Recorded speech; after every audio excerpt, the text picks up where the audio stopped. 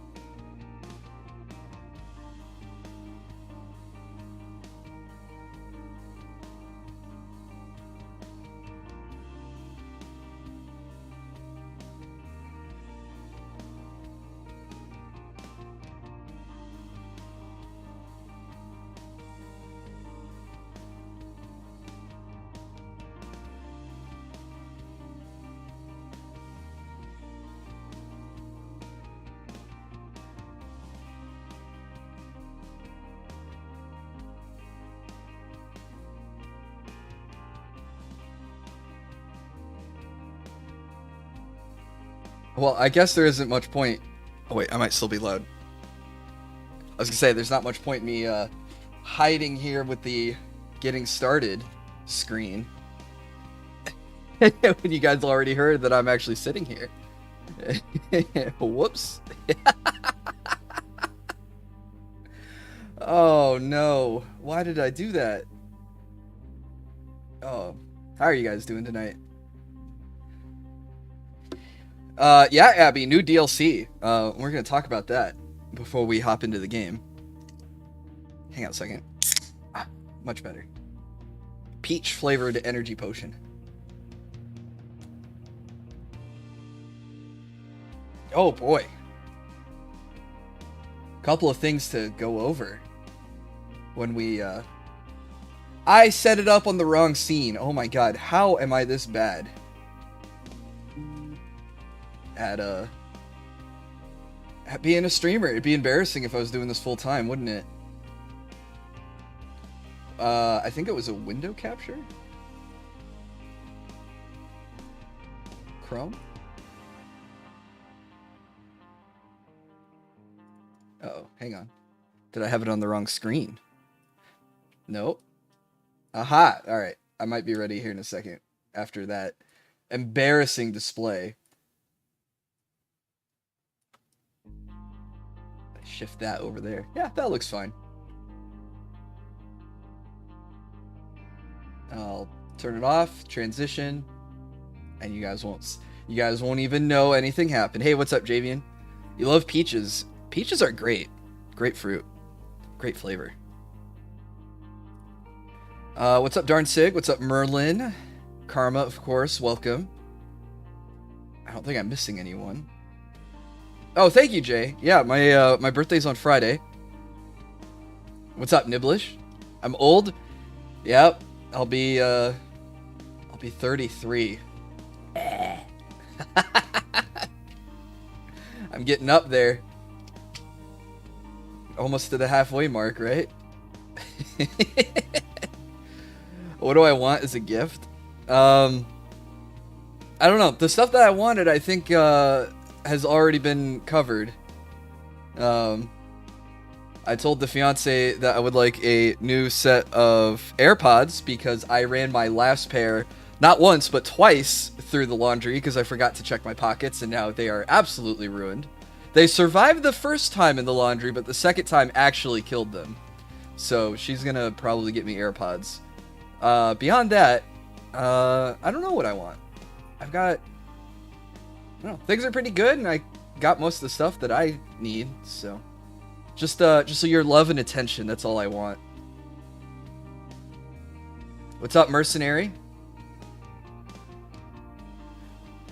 Thank you, Abby. I got an old Switch, and there was already an account pre-owned. Uh-oh. I hope you deleted it, just to respect the other person's privacy. Old and bald? I still got my hair. For now. What? We don't know what happens. I'm hoping the bald gene skipped me. Skip my generation. Well, my brother has it real bad, but I'm hoping I ended up with like the double recessive or something. I pulled Where's the Money Lebowski in my AirPods. Yeah. I did waterboard my poor AirPods. Oh, man. Yeah, I like the iPhone. I just... Going from the...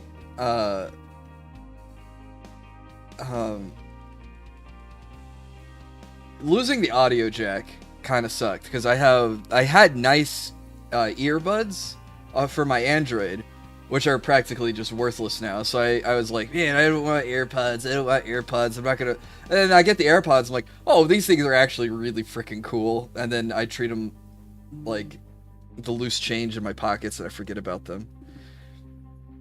I hope you look like your avatar. That was part of the design, was to... Well, I mean, what's the... If I could be anything that I wanted to be, why would I pick myself? Back in Will's day, he played on the N64 and used to hear dial-up. Javian, my first console was something called the Atari 2600. This thing was ancient. They don't make them like they used to. Hang on. I got a Chrome page up. I can show you. This is what we're talking about right here. No, Wikipedia. Why are you asking me for money? That bad boy. How? I'm 30? When did the Atari come out?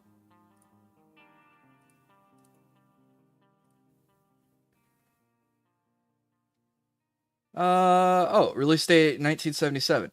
Oh, I'm not 56. So, funny story. My dad is 56. How did you nail that, Battle Scroll? So the Atari was my dad's. But isn't it amazing that I think I was born the same year that the Game Boy Pocket came out, 1989. But before we had an NES or an SNES, we just busted out the old Atari 2600 and we played Breakout and Asteroids and Missile Command. It's asking for money, huh? Yeah, it is. All we ask is $2.75 or what you can afford to secure our future. They'll be fine. I've seen Wikipedia ask for money for 20 years. Those hidden cameras. Got one of them in my attic. Isn't it amazing, Niblish, how a console from the 70s, you could probably dust it off, blow out the cartridge port, plug it in if you had a TV that had the connections, and it would still probably work? Whereas I've got an SNES that's busted, I have a GameCube that's busted, I have an Xbox that's busted. None of these things work anymore. I might just sell them for parts. Anyway, we got some people here. How you doing tonight, Icky? Tried to sneak in. I could bust out my old CRT and definitely play that. You can put PC parts in those. My first console is a PS2. Oh, I think I have a PS2 in my attic too. They man, the disc reader on that went bad really fast, huh? Like, even when it was still a modern-ish console, I remember the disc reader was just like, we give up, we can't read the disc. I was like, this one's brand new, it's not scratched, it's not dusty, it's not fingerprinty, and you still can't read it? I had to, like, play my PlayStation 2 upright, because that made the disc reader work better, I guess? Or put the disc closer to the laser? I don't know. Without Atari, PCs wouldn't exist as they are now. Oh, I didn't know that. Oh, I'm doing alright. I conquered one major stressor today, so I feel pretty darn good that, yeah, Rocky. Something that's been plaguing me for a week is finally taken care of. So, yeah, I can go forward. Go forward with rebuilding my life after losing my wallet, right? Oh no. Here, should we have the RimWorld music? Here, we can turn this off, and we can turn this on, and you guys can hear that Sweet, sweet RimWorld menu music while we talk about the new free... I think it's a... I'm sorry. The new DLC. There's a free update. You know, this doesn't work. Hang on. I'm gonna... scoot over here. It's a little bit better. Or where do I put you guys?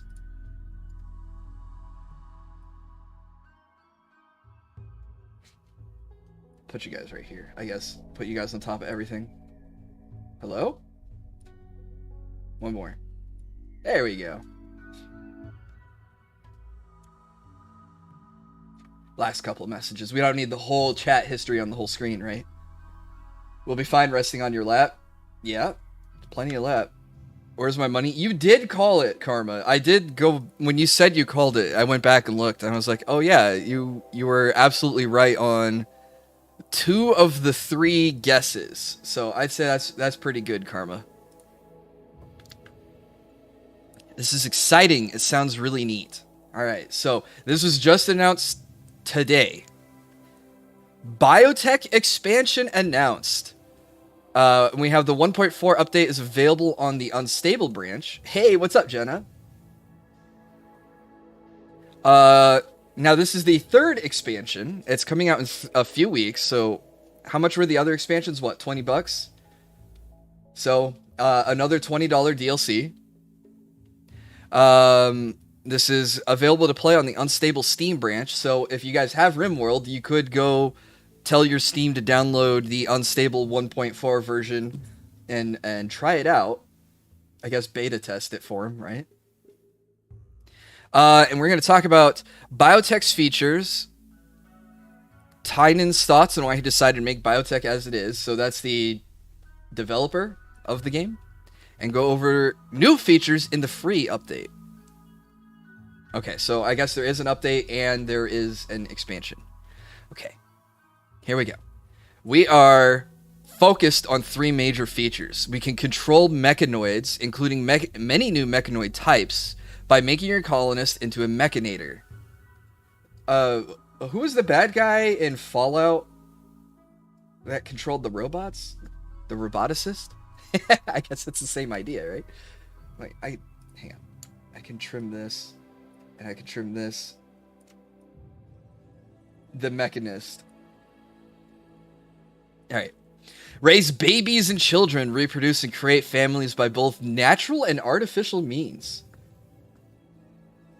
Genetically modify children and adults and interact with new gene-modded factors.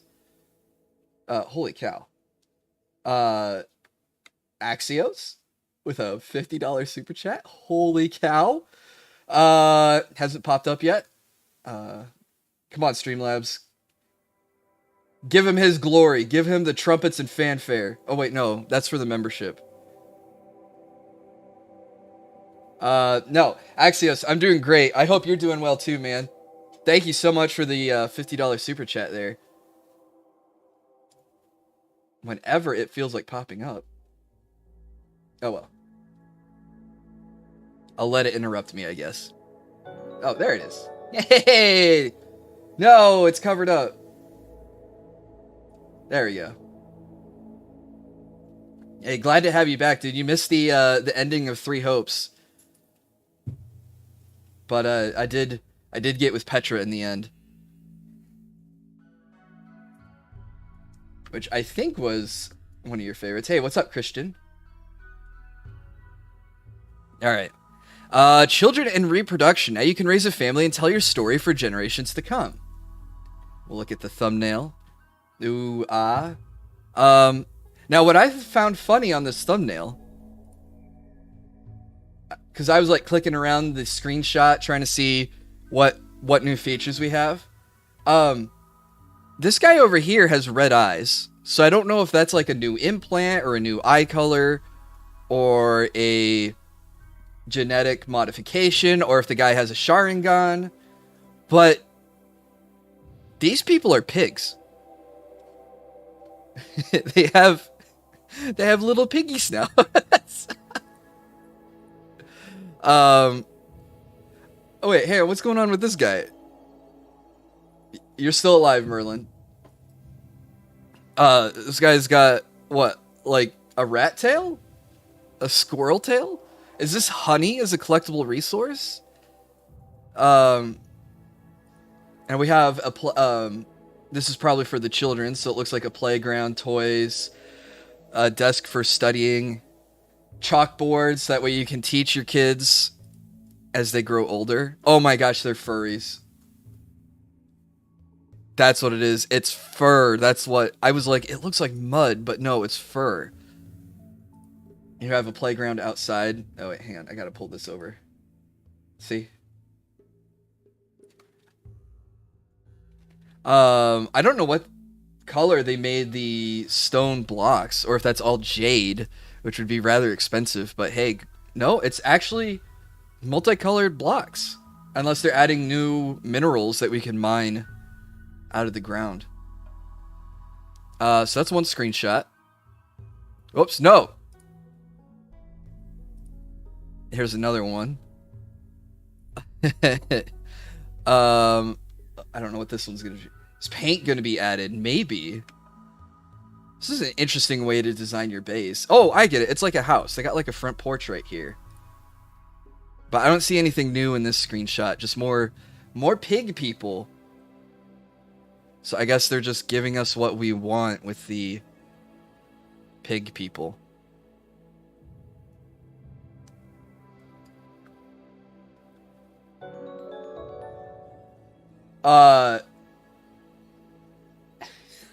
Holy cow. Axios, another $50 super chat. Dude, just getting worked to death. I feel you, man. Gotta show my support. Thank you so much. Happy to catch you live. Glad you chose Best Fire Emblem Bay. Thoughts on the new release trailer? I mean, I'm a Fire Emblem fanboy, so I was gonna play it either way. It's cool that Bay's designer got to design the Fire Emblem characters. Maybe the artist who designed me will work on a cool video game sometime in the future. If you feed pig people pork, is it technically cannibalism? That's what this screenshot seems to imply.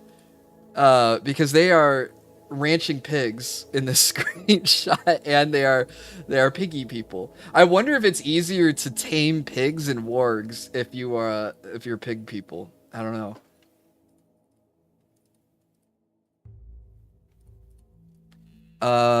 How do I click off the screenshot? Because if I hit back, it takes me here. Seeing people call the new Fire Emblem protagonist Toothpaste Chan made me LOL. Yeah.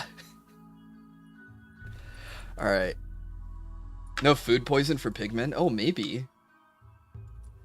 With biotech, colonists and outsiders can become pregnant and give birth. Pregnancy can begin naturally or via technological means and be controlled by a variety of methods. Babies bring joy, but also challenges. Colonists' heart will melt when the baby coos and giggles in their arms, but it takes effort to keep a baby happy and healthy and loved. Create a safe haven for them in a cozy pastel nursery where there's always warm milk, a comfortable crib, overflowing toy chest, and kind caregivers. They grow up fast, especially if you use a growth vat. Hey, we could just have vats of forced growth virus, FEV, like in Fallout. Soon your child will be walking, talking, and getting into trouble. They'll soak up knowledge in the classroom, tag along with adults to watch them work. Kids find many ways to entertain themselves with art, exploring nature, playing with technology, and more. Teach them lessons and they'll learn how to survive, cook, make friends, create art, build, craft, hunt, and fight. Watch child soldiers. I played this clip earlier in the Discord. Boss, those are just kids. Don't hurt them.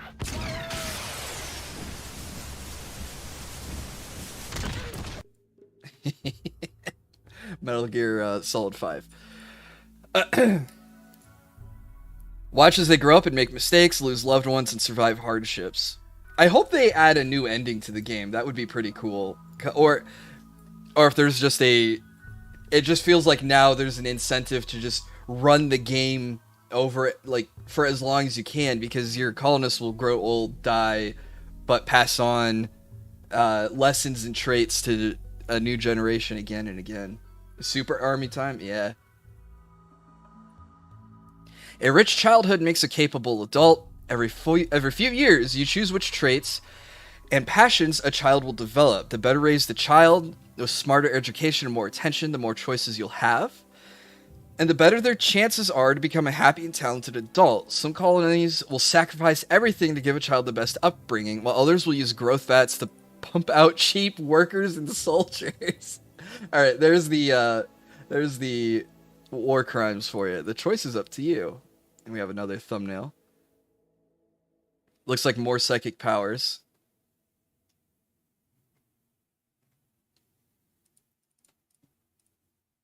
Because I don't know what this is supposed to be, this swirly stuff. Okay. Maybe I shouldn't click on screenshots because this is... Well, okay, we gotta look at this one. Because, what the heck is that? Or that? I think this is the new mechanoids they're talking about. And these are... This mechanoid is named, so I'm guessing that these are allied ones because they have paint on them to discern them from enemies. Hey, what's up, Aura Master? They do have laser beams. Oh, someone better come over here and rescue Rasher. The mechs are wearing new kicks. Whoa! Wait, hang on. I gotta pull the screenshot over. New building type for the base? Maybe that's the psychic emanator to control the mechanoids? New resource over here, too. Or is this just garbage? You have to manage garbage collection now in your colony? Any word on a second drinking stream? Yeah, yeah,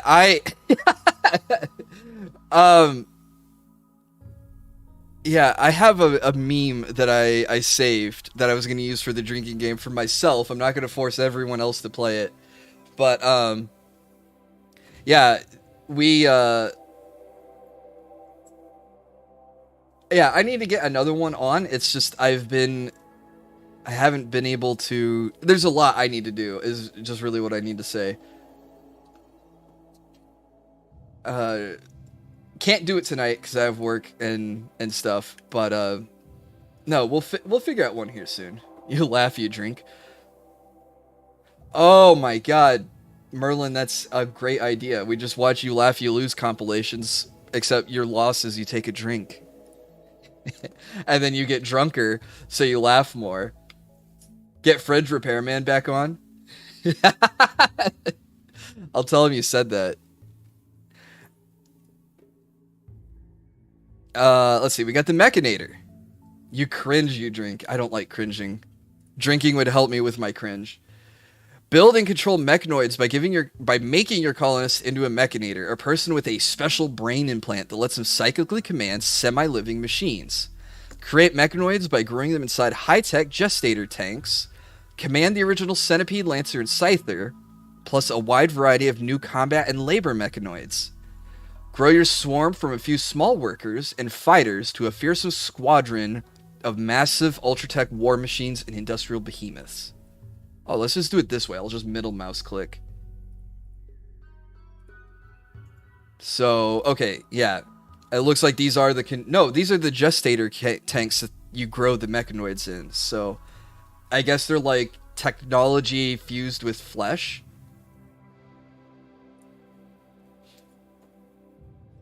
Imagine them becoming hostile if the mechanator dies. Yeah, you know, I agree, Icky. Having to deal with trash besides just cleanliness would be rather interesting, but it looks like that's what these are piles of. They look like garbage bags, and it looks like we have a new recycling station. So this is all cool.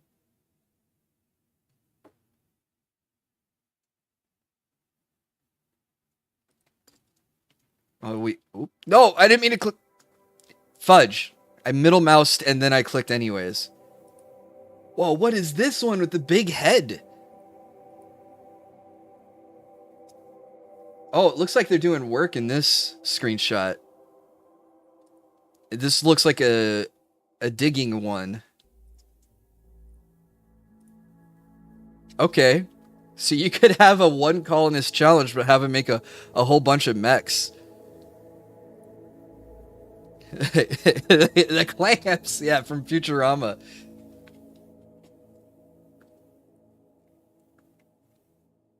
Mechanoid laborers can manufacture goods, rescue and tend to your colonists, build and repair structures, sow and harvest crops, haul stuff, and more.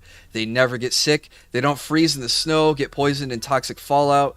They don't suffer mental breaks from long hours or filthy garbage in dark mine shafts or filthy garbage yards. Combat mechanoids are often very diverse in form and function. Some are cheap swarmers that overwhelm the enemy with numbers. Others project shields over their allies, or roast enemies with beam weapons, or charge up massive concrete melting hellsphere attacks. Mechanoids wield melee claws and blades, sniper weapons, even flamethrowers. Depending on which mechanoid you command, your tactical options will vary dramatically. This is some awesome base defense with the uranium cannon. And whatever that explosion is. Cool. And here they are in toxic fallout. Gas masks. Official gas masks, not vanilla expanded gas masks. Imagine the modding potential. Well, I mean, the game's already been wide open for modding, but now you can mod stuff off of things that are already in there. There looks to be new animals in this screenshot. It's hard to see, but on the far right over here, there's something that looks like a possum. Kinda. Or like a mole? What are these? I don't think these are base animals. I think these are new animals. Alright, I'll close that up. So you're not... Mechanoid infrastructure has a special price. Pollution. Left unfrozen, toxic waste packs deteriorate and leak pollutants into the environment. Pollution makes living things sick. It poisons your colonists and pets. It blocks sunlight with smog and irritates your colonists' lungs. It triggers hibernating insects to emerge on the planet's surface. Some areas of the planet are so polluted that only twisted, toxin-adapted variants of plants and animals can survive there. Pollution is a challenge that you can handle in a variety of ways. Freezing, export, neighbors might not like this, adaptation, high-tech atomization. Advance your mechanators' capabilities by acquiring ancient mechanoid technology. This means calling dangerous new super mechanoids to attack in order to defeat them and steal technology from their smoking corpses. There are 3 types of hyper-deadly commander mechs to fight, each with its own weapon and combat style. Be sure you're ready before you call these machine beasts to attack. Learn enough and someday you may command them as your own. Okay, so you can call mechanoid raids on yourself by challenging the mechanoid boss to a fight. And it looks like this poor colony got wiped out. There's a little piggy kid named Pork Chop hiding in a closet with his golden retriever while the mechanoids wipe out everyone else around him. Oh no.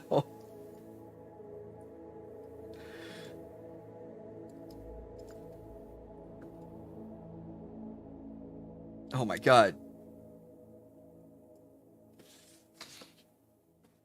The mechs look like they're wearing fedoras? Dude. Oh, these hats. Yeah, I guess they kind of do. Holy cow, Axios.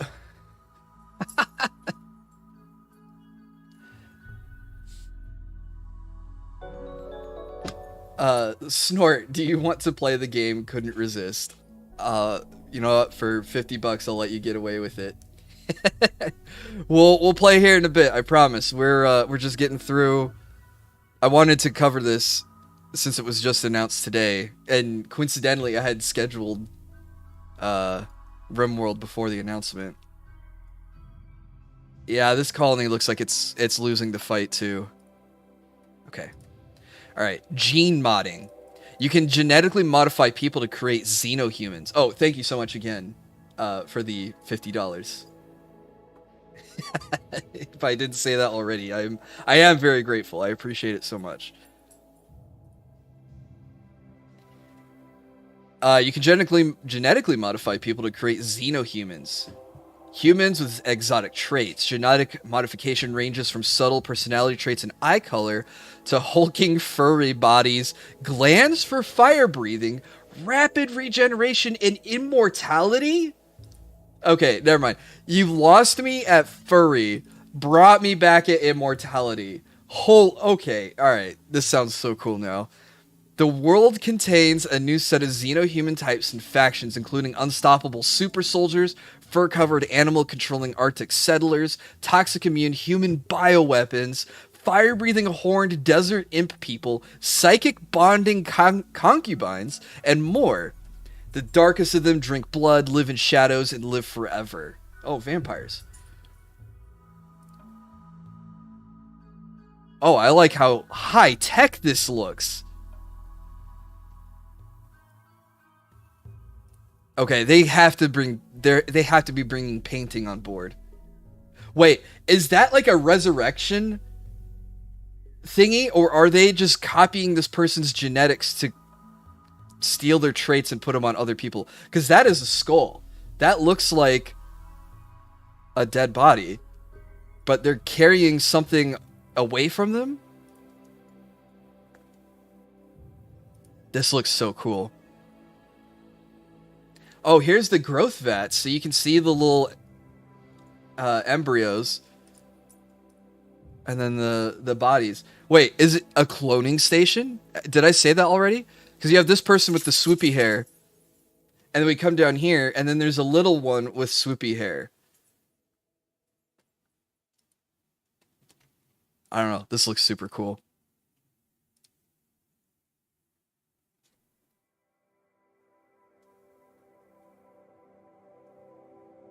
No problem, man.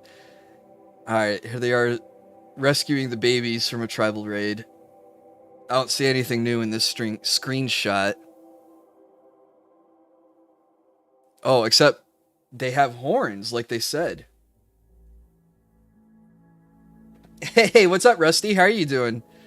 It has been a little bit.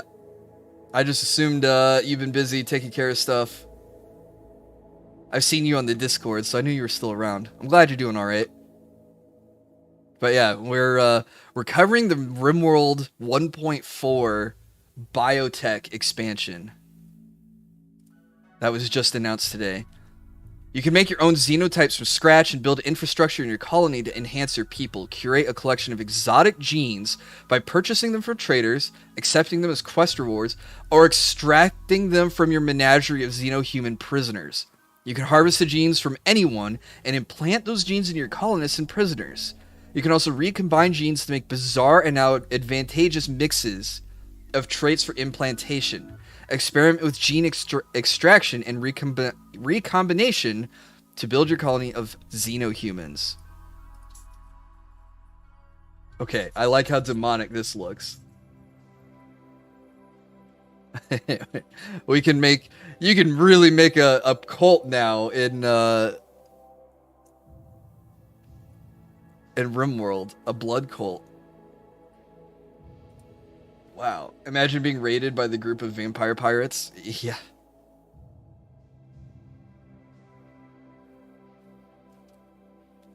Man, this just looks so cool.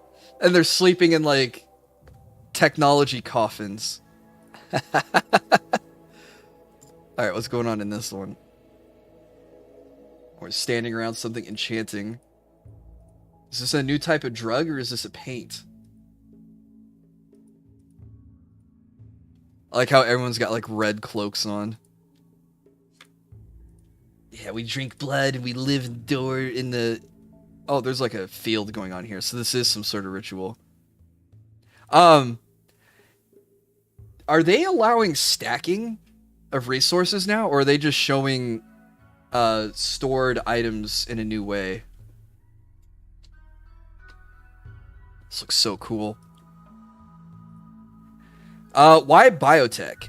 Hi everyone, Tynan here. I thought it would be worth explaining the thought process behind why we decided to make this expansion. Here's what I've been thinking. Why Mechanators? Oh, do you guys care about the developers' thoughts? Because it feels like I'm going to be repeating myself. Oh, maybe we should scroll down to the free stuff. Update 1.4 is available on the Unstable patch. Startup performance improvements. We spent months optimizing launch and game loading times. Our test launching and loading save files are roughly 37% faster. Hey, that's cool. Course content during 3L was slightly different. Yeah, that's true.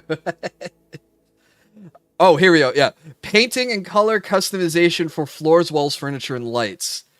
They are adding painting, and it is a free feature, I think. Styles always available. You can now use all styles, even without ideology active. So before in ideology, if you had a rating focused ideology, you'd have like the spiked stuff. Now you can just use that all the time.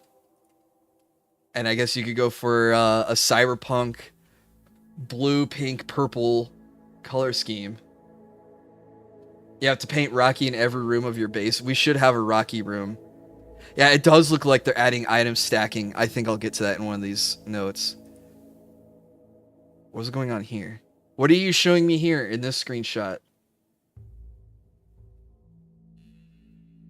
Alright, I don't know what this one's for.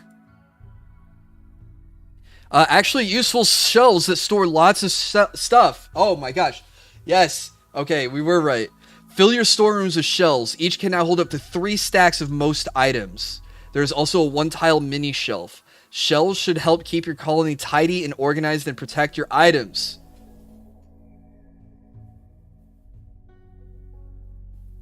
Just some random world building stuff that I did. Hey, nice. Glad to hear it. Making progress is always good. 2 new turret types. The foam turret spits fire foam to extinguish nearby blazes. Oh, that's what this is showing. That's what this is right here. It's a fire extinguisher turret. And something that's shooting missiles. That's what I missed. These are a little small. That news is so good it made your eyes dirt for a minute. This rocket swarm turret is a defensive launcher. When triggered, it blankets a wide area in a barrage of small missiles. It's excellent guard against a large group of weaker enemies, but only works when you press the button for extra drama. Okay, so that's what this is showing too. Oh, it's blanketing this whole area in mini missiles. Okay, okay. That is some cool stuff. I like that. Starting possessions. Depending on backstory, your starting colonists might come with their own possessions. Not only does it make it easier to start with imperfect colonists, it also gives them a personal touch. Okay. Rot stink. Keep rotten corpses and meat away from your colonists. In addition to being disturbing to look at, decomposing tissue now releases rot stink gas. Colonists that are chronically exposed to rot stink may develop the new lung rot disease. Keep extra empty graves and garbage dumps available for times when you're overwhelmed with bodies. More prisoners to trade, release, and interact with. In addition to all the prisoners you got before, now you get a new class of prisoner who is unwaveringly loyal to their home. They can't be recruited, but they can be sold, sent home for diplomacy, used for gene extraction or blood farming, or used in rituals and enslaved in ideology. We did it this way because we wanted to make sure the uses for prisoners besides recruitment were available. Adding a new stream of unwaveringly loyal prisoners does that without destroying the population progression balance. They can be disabled.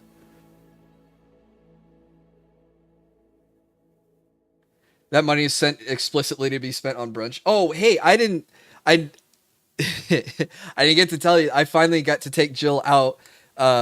We got not lunch. We got breakfast, and we picnicked with it. It was actually quite fun. It was cool enough that the bees weren't so bad. but not so cold that we were uncomfortable. But yeah, I finally got to treat her. I thought I'd let you know because I was like, there was someone who wanted me to treat you to brunch, honey, but I can't remember who. But when I see them, I'll let them know. And I now I get to let you know I finally got to do it. Let's see. New mod manager UI. What exactly is this that you've been reading for a while? This is the 1.4 DLC for RimWorld.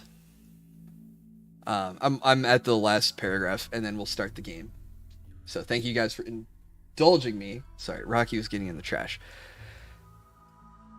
New mod mismatch window. New options menu. Heat overlay. Quest search bar. Tile inspector. There's a full changelog that we won't go over, but I am really excited for shells, painting, gene modding, which at first I was like, wait, I could just make my people look like pigs. But I mean, we're getting full like research, gene extraction, things like this, which look really neat. Yeah, this is for RimWorld. Okay. All right. Enough jabber jawing. Let's hop into the game. Haha, there we go. Good thing I had this set up beforehand, right? It has been a week since the last time we played. All right, I'll do quick introductions. I don't think we started in the middle of something. Oh. We had a quest. Oh, but I'm not excited for any of the loot, so I'm going to pass on it, I think. All right.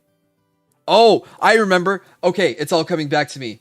Yes, we were about to raid a base. We were going to raid 2 bases. So we have our Master McDougal, Josh, Baron, and King Kage on their way to raid this item stash. On the way back, we're going to raid the farm, and then we'll come back home. And then at home, we have Darnsig, our leader. Cholo, our moral commander. Mares, who's our makier. Arizona-made gamer, our bisexual careful shooter. Arrow, our brawler, in full recon armor and a Zeus hammer. Karma Kid, our moral leader. Javian, Meow Mew, our doctor. Blazing Frost, Conkers, Merlin, you're still alive, Merlin. Cicero, and Abby. Picnic is like 50 and you look like Romeo. Pocket the other. Come to Atlanta 300 easy for Huevos Rancheros. Atlanta would be a cool spot to vacation to, I think. Especially with it getting colder. Be nice to go south.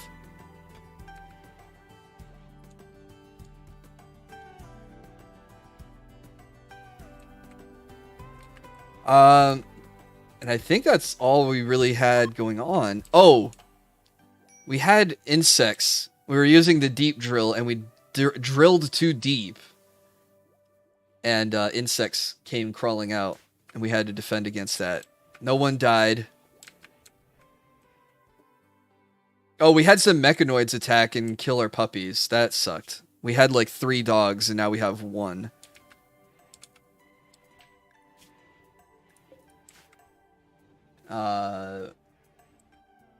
But no colonists died. That's the good news. We're almost done with winter. We're 12 of 15 days. We are running low on... well, we have food stockpiled. But, we don't have a whole lot of meat, so... that's why we were going to raid the farming spot on our way back. So we could bring back all the corn that they have.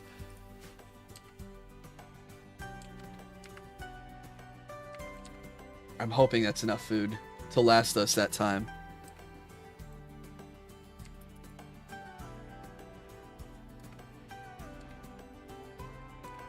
We have McDougal and Karma are married. Arrow and Josh. Ara and Arizona.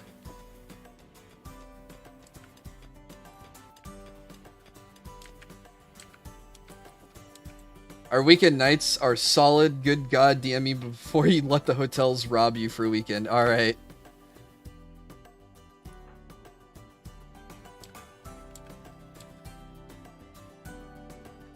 Two colonists are idle. Everyone's unrestricted. Mares needs a job and Meow Mew needs a job. I'm not worried about Meow Moo. Wait, darn Sig is going to complain about having poor gloves. Alright, let's have Mares make some gloves and some pants.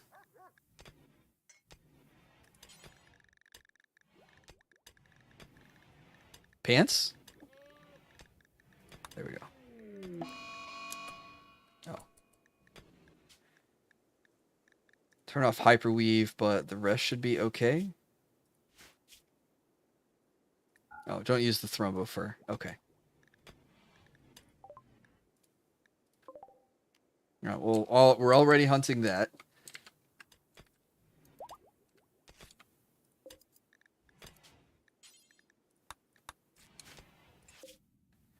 Alright, Merlin's fully healed. I don't remember what beat him up.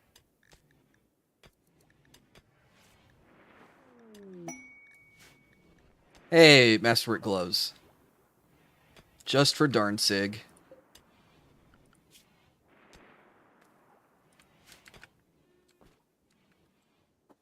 Alright, so we'll get a little bit of action here when we arrive at the...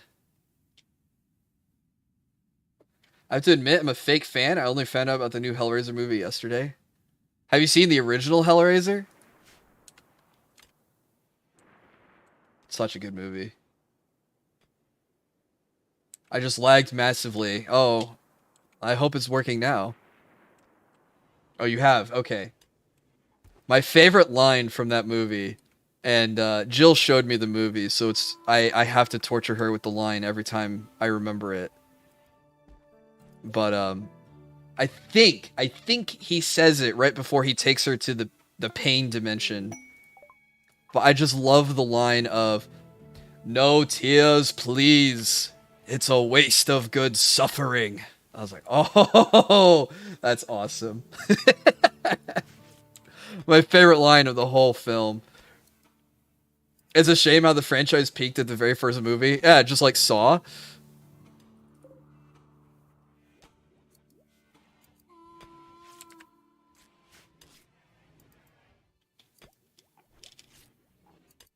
And the only thing I know about Hellraiser is that you got that music video, love drinking to it.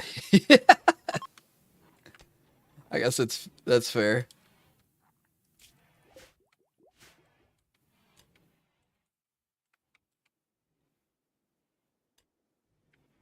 It's back to normal now. Okay, that's good. Shout out to anyone watching on their phone tonight. Oh, new encounter. Alright. What are we dealing with? Okay, it said there was 5 people here. Molotov cocktails, Molotovs and frag grenades, Molotovs, and a shotgun. Okay. So this is going to be a run and gun situation, and try not to let them get into melee range. Alright, let's go, boys. Hello? Game, don't crash. Okay.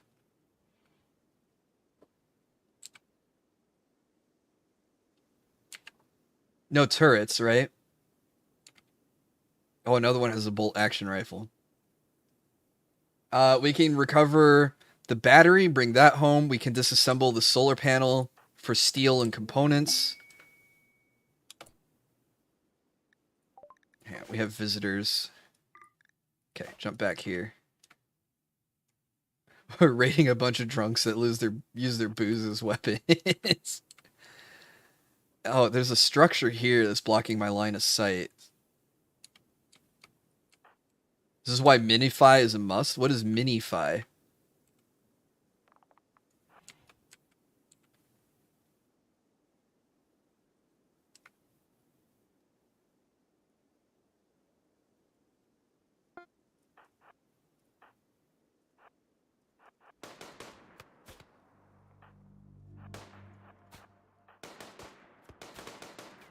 Okay, we got one down.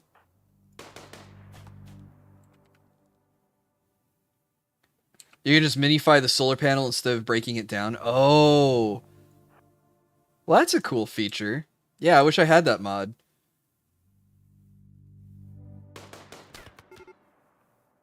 Oh, that guy got messed up. Oh. Died before they can even throw their first Molotov. Alright, can we get this one?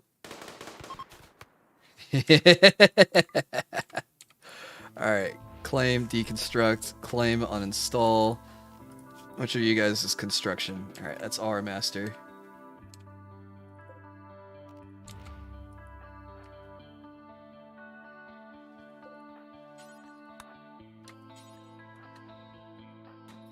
Oh yeah, we were coming here for the low shield pack, that's right.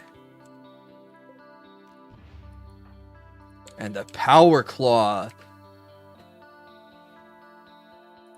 Oh, we can take this heater with us.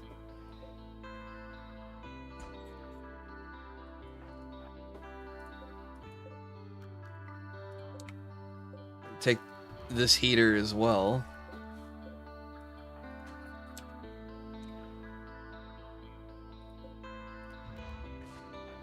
Cool. All right, we ended up with more goodies than I expected.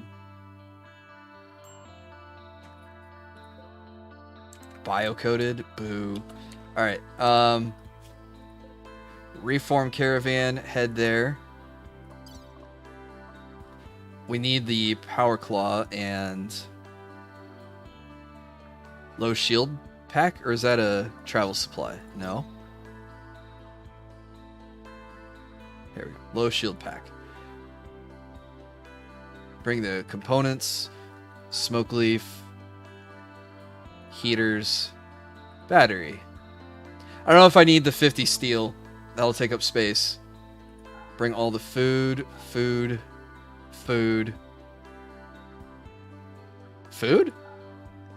Should I even bring the meat? Okay, might as well bring the meat. Okay, cool. It's safe for mid-game install? Okay, I'll have to check it out. Alright, that was one raid. Handled rather easily. Let's hope the second raid is just as easy. Gave me some uranium. That was nice of them.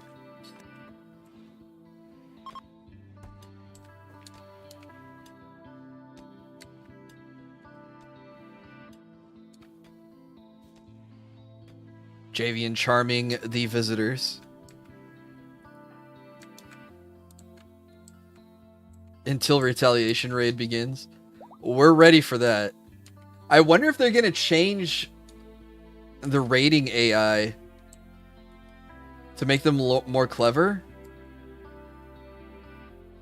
I don't know. I know sappers were kind of challenging.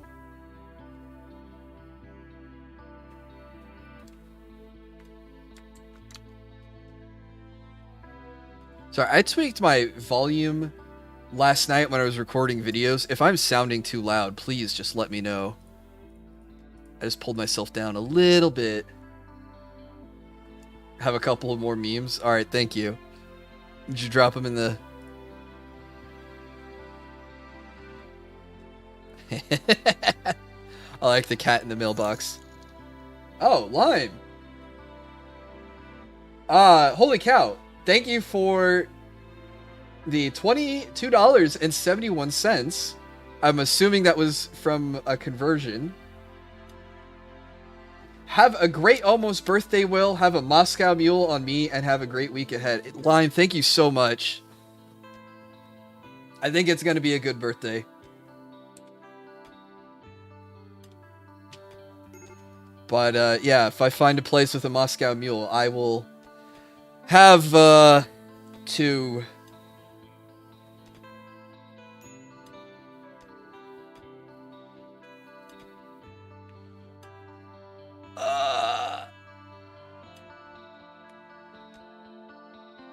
it's my birthday on Friday, Rusty.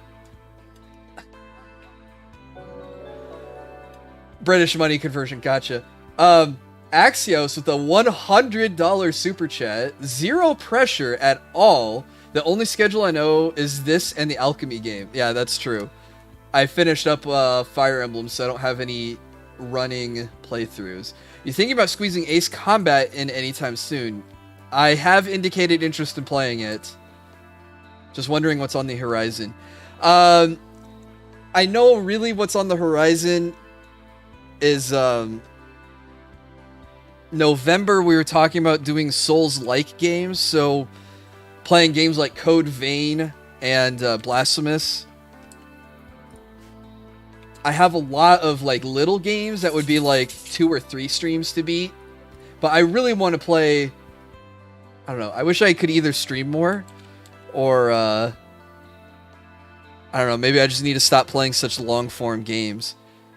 But yeah, was it Star Wars Rogue Squadron was one of the combat flight games?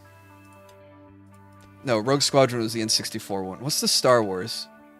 Or is it just Squadrons? So I was interested in Star Wars Squadrons. I also have Ace Combat, but I have Ace Combat 7, and I have yet to even install that. But I loved Ace Combat on the PS2, so if I could fit Ace Combat 7 in, that would be... Yeah, I would do that.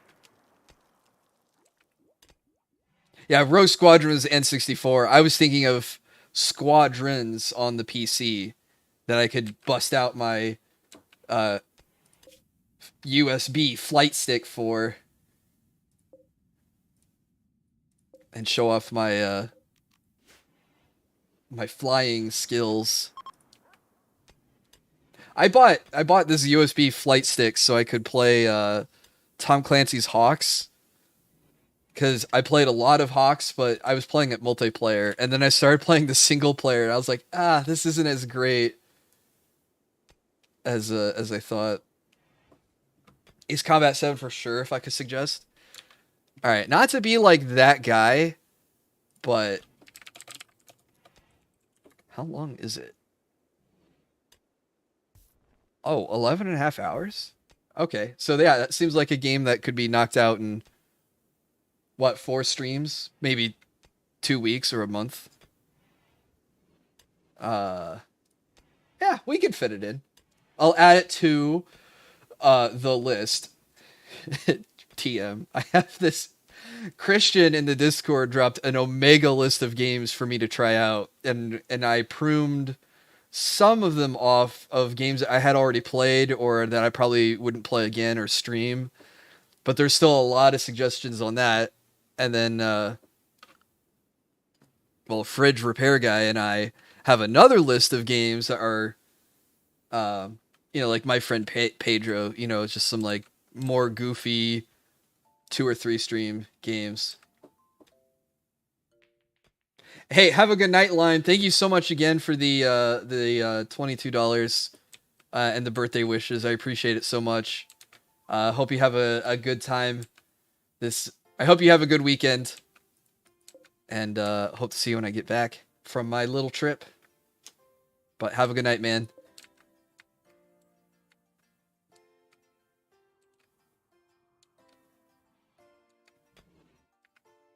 I can speed up. I just realized it's 1 a.m. in the game time. Nothing's happening.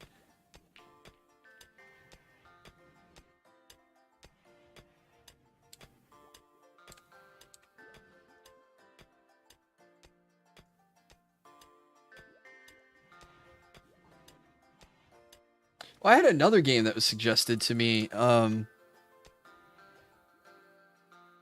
Man, I had it in my my cart on Steam.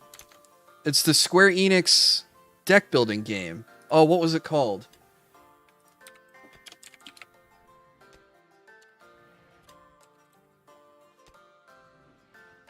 Oh my god, I can't remember what it was called.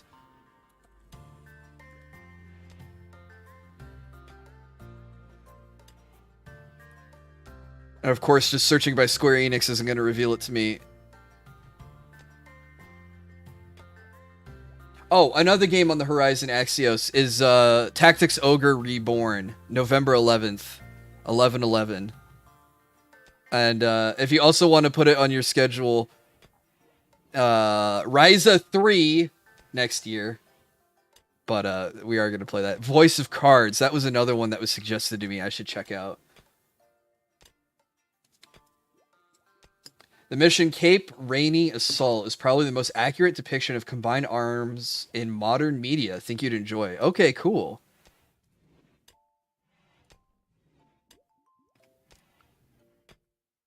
Yeah, I know I watched my friend Gondola stream a little bit of Ace Combat, but I don't know if it was 7.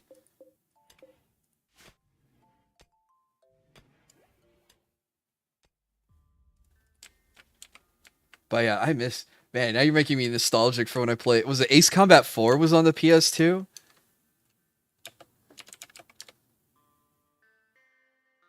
Yeah. Ace Combat 4 Shattered Skies. Oh my god. Nostalgia bomb right here just looking at these screenshots. I miss this game. Shadow Tactics Blades of the Shogun was a decent game I played a while back. Is that like a strategy tactical game? I mean, it has tactics in the title. Or is it just a pure strategy game? Hardcore tactical stealth game. Is this on Steam? Came out in 2016. PS4, Xbox, Windows. Maybe it's on Steam?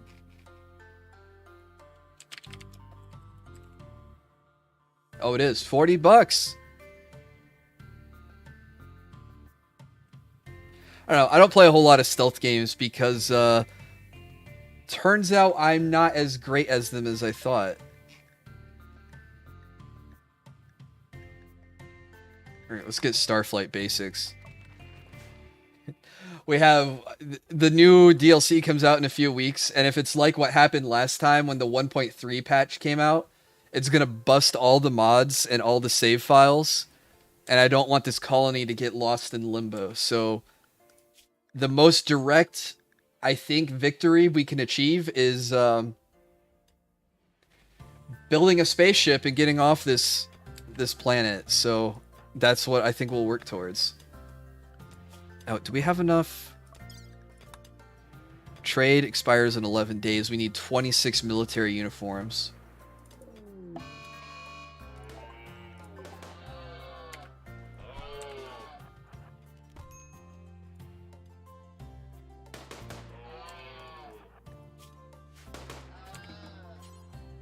Okay.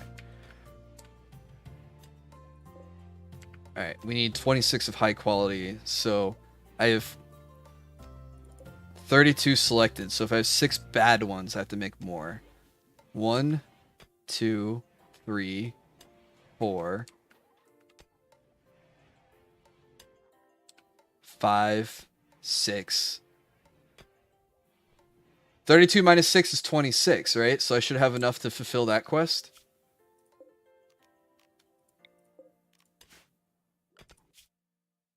Let's see. Trade with Gelsrare. Oh, it's all the way down. Oh, no, it's up there. Because we're here.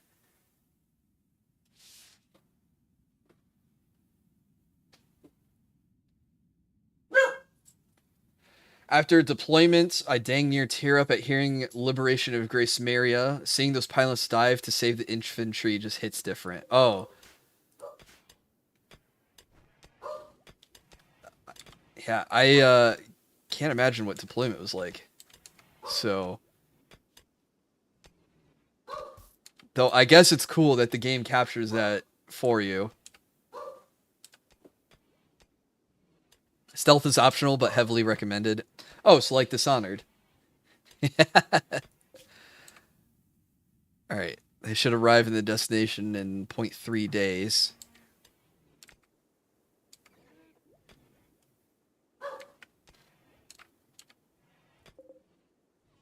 Okay, I need my... If only I'd used Amazon Prime for those uniforms. I need to figure out...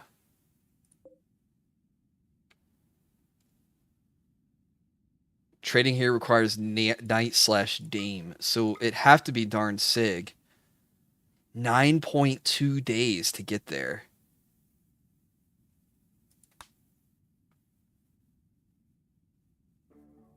I don't think Darn Sig can carry 26 military uniforms on his own. No, 23 of 35. Alright, so we'll have to wait for the raiders to get back. Oh, I just realized, hang on. We have 11 days for it to expire, and it's going to take 9 days to get there. The estimated travel time is 15 days. Oh, no.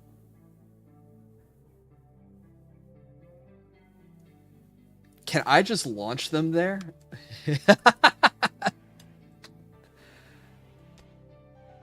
And I think it has to be Darn Sig because it's an Empire colony. Oh, Blazing Frost is starting a fight.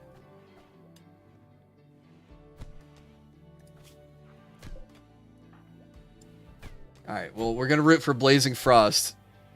Because this is just a guest. Just don't kill him. There you go. He's going to walk away. Just leave him knocked out on the ground. No, but he's leaving the pen wide open.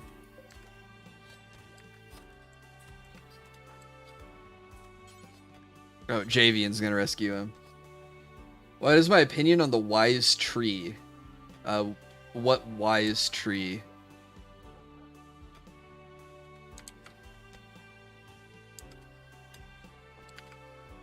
Can I not use a pod launcher for the quest?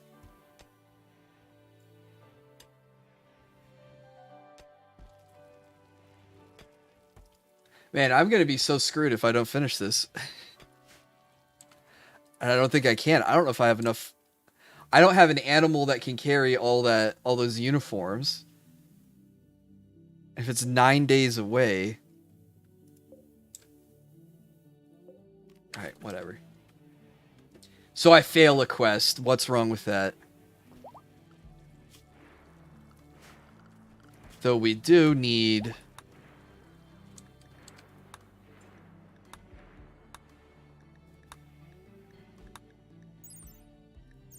Don't we need a persona core for the spaceship? I have to keep an eye out for that on quest rewards.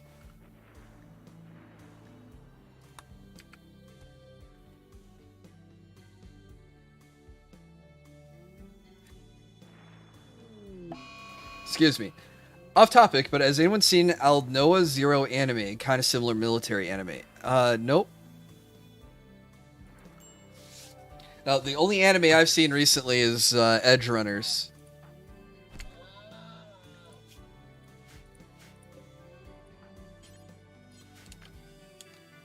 Binged that with Jill a couple weeks ago. Made me love anime again. And now I'm excited for what? Chainsaw Man coming out here in a few days.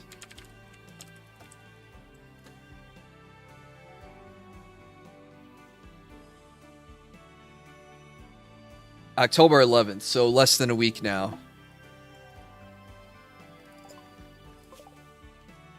Alright. Well, we're gonna steal all the corn from these guys.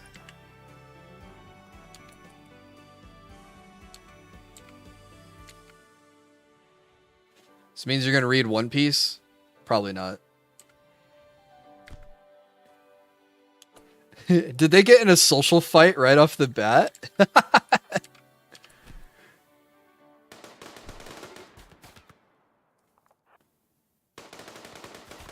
I'm glad they stopped their social fighting to come attack me.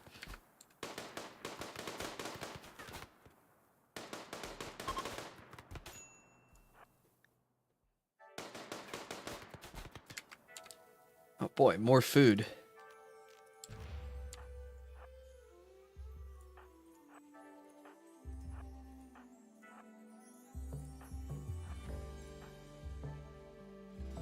Yeah, Edge Runners is really good.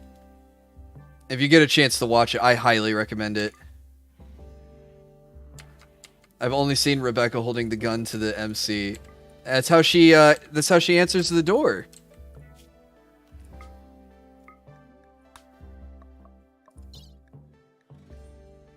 which is why everyone likes Rebecca.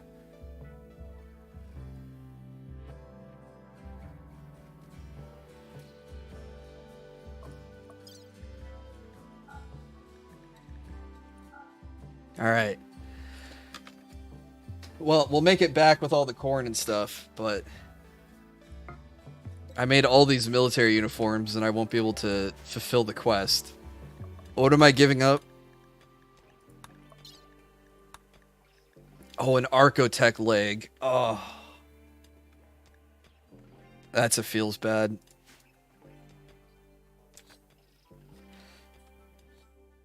Feels like Mass Effect deserves one. I guess a Mass Effect anime would be pretty cool. I don't know. The Cyberpunk anime did really well. Helped revive the video game. Also, the patch that they announced with the anime helped a lot too. By being able to change your freaking character's appearance finally. I don't know why that wasn't a default option. Even games that, like, people say Cyberpunk's like Grand Theft Auto just in the future. Or, I don't know, it's like Red Dead Redemption. Even those games had, you know, appearance-altering stuff. You could at least buy and change your... Well, I guess you can kind of change your clothes in Cyberpunk. But speaking of clothes in Cyberpunk, they added a... what do you call it? A feature where you can pick what your character's outfit is. So they always look that way. But you get the stats of the items that you wear. So kind of like transmogrifying from World of Warcraft. So now you can...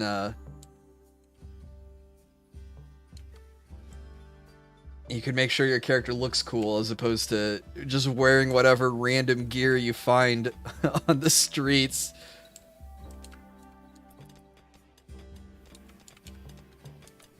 That dress for stats meme was great. Every game suffers from that. I think World of Warcraft even... there was comics made about World of Warcraft that mocked it.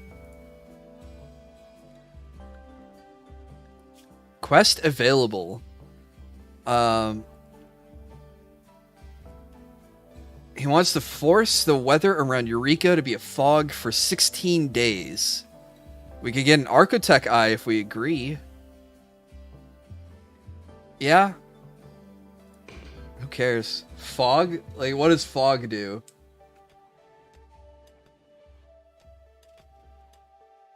I feel like with Mass Effect, though, the arguments over what is canon would be insane. My canon is Shepard with Miranda. Can't imagine the arguments even in this chat.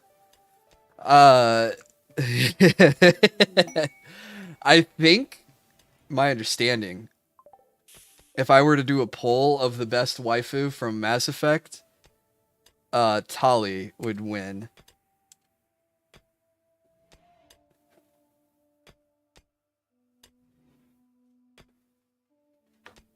Which is wild to me. Because my waifu from Mass Effect, you couldn't even romance. She wasn't a romanceable character.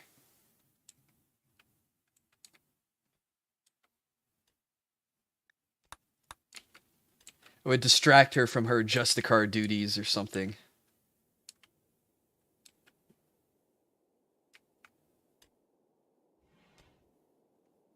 And we can't have that.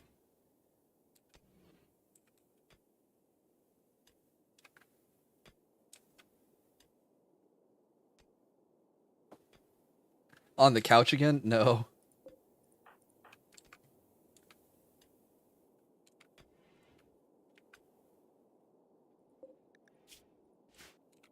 Alright, speed up through the night.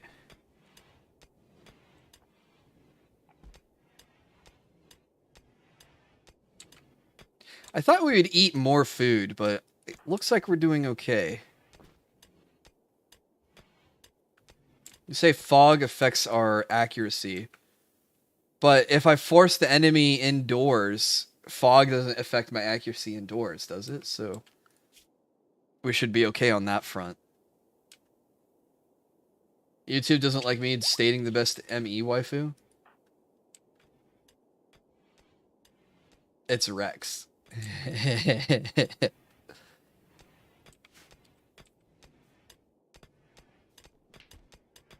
You like Rex more than Grunt? Though I guess I didn't play the first Mass Effect, so I only know Grunt. I know you run into Rex, but he's not a playable character in the second one. You can kind of romance Samara, just not completely. Yeah, I want the completely. The enemies suffer the aim penalty too. Nice. I like his scars. I do like the casual conversation when you're just walking around the Citadel, and the crow can go, sorry, you're just so squishy. How are you supposed to get a decent grip? Those guys were wild, though. Weren't they, didn't they want to eat a fish from the Presidium or something? Wait, was that not on the Citadel? Am I getting my locations mixed up? It has been a long time since I've freaking played Mass Effect, so if I'm getting names, locations wrong, I hope you guys forgive me. Or if I completely forget that a certain character existed until you remind me.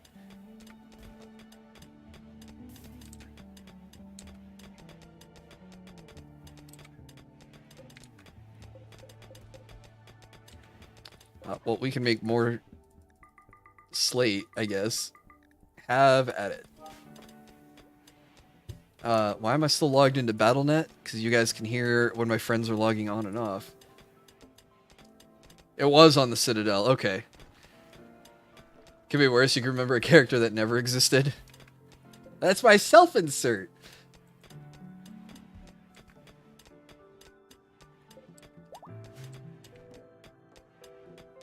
Colonists are gathering to celebrate Darnsig and Merlin's marriage. Oh. I know Merlin was here in chat. I know Darnsig's here.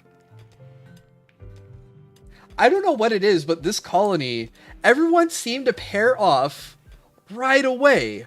And there's been no drama, no breakups, no heartache. Wait, actually, I think someone got their heart broken.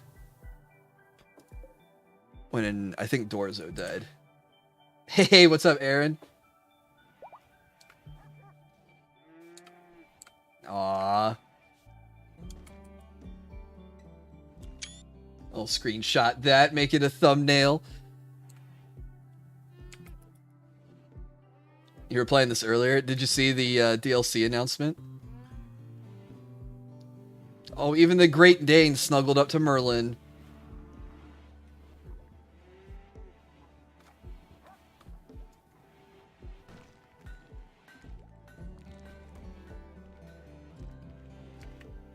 Oh, we don't have any beer to celebrate with. What an unfortunate wedding.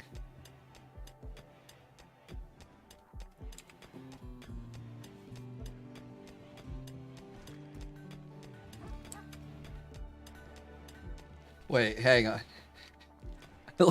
I love how he's arguing with super chats. Why is this even a debate? Sexy accent, perfect bod, amazing personality, literally the perfect woman. You're objectively wrong. I said my chat would go for Tali.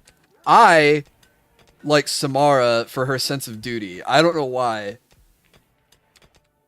I liked that about her. But I do understand that Miranda is a great choice because she's genetically modified, since we talked about that earlier, to be the perfect woman. And Shepard's just like the strongest man in the galaxy, so it makes sense to put him together.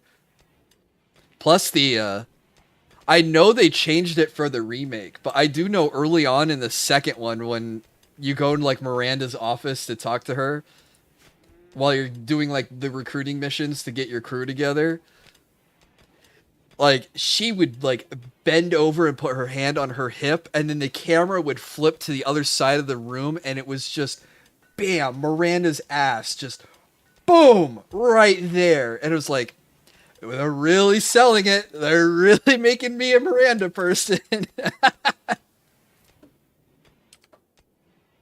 Oh boy. I should just replay that part of Mass Effect.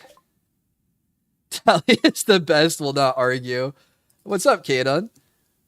Hey, we met a peaceful caravan. Wonder if we can trade with them. It was the fact that it was just kind of tsundere that got me. Oh, that's fair. They toned down her butt shots in the remake. Yeah, that's terrible, isn't it? What can I sell these guys? I can sell them some of the food we stole, but we kind of need that. Oh, I can sell them the drugs we took. What can we get from them? Beer is not bad. Psychic Insanity Lance. No, Psychic Shock Lance. It's like a remote turn off button. All right, here. We're not druggies. You can have the drugs. Oh, I don't have a whole lot of silver anyways. Unless I want to give them the power claw. We don't really care to have the power claw, do we? I still won't be able to afford the shock lance. Alright, let's just sell them the drugs and move on. Oh, hey, Necro13. Thank you for following on Twitch. Welcome to the workshop.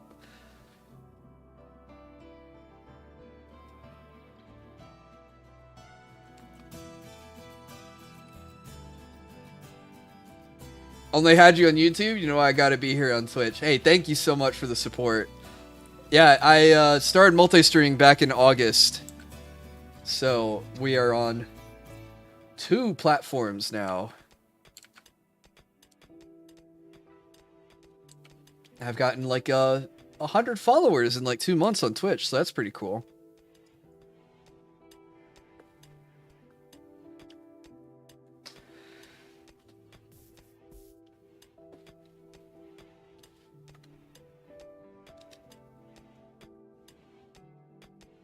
Bro, she could thrash Jax? You mean Jack. It wasn't Jax. It was just Jack, the psychic or bionic lady, right?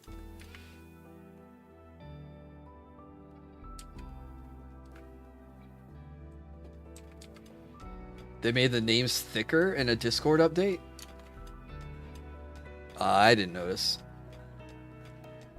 I'm running out of components in this game.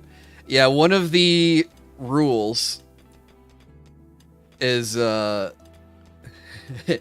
ABC, always buy components. If you can see, I've got 240 regular components and 23 advanced components.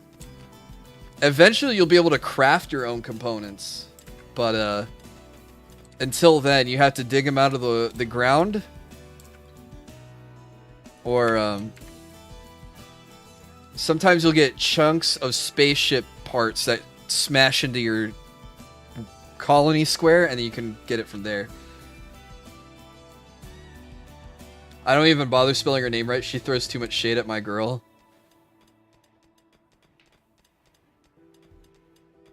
Fair. I don't know. I wasn't a Jack fan, but I knew people who were a fan of her.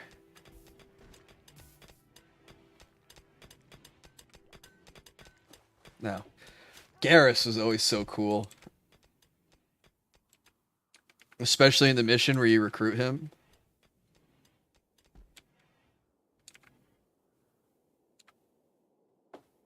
He's like holed up solo fighting like a battalion of raiders.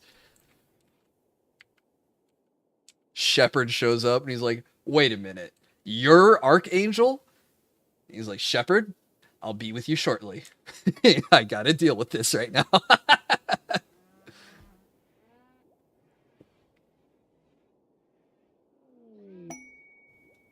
There's no Shepard without Vicarian. Still my favorite line in Mass Effect 3. Oh, that's a good line.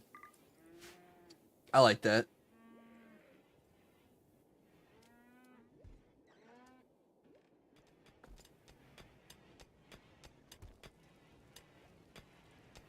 Anyone who didn't let him win the shooting contest in Presidium was heartless. That's terrible. There was a meme I saw floating around that was basically it went like trying to do a full Renegade playthrough. And then they just like couldn't bring themselves to be mean to Garrus.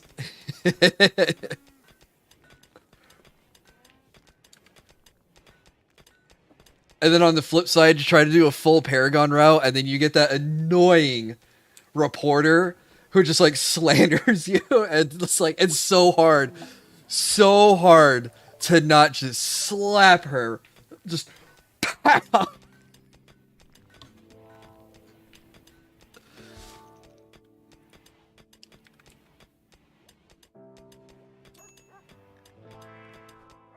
Yeah, they made her a very punchable character, and then I'm glad that they made her punchable.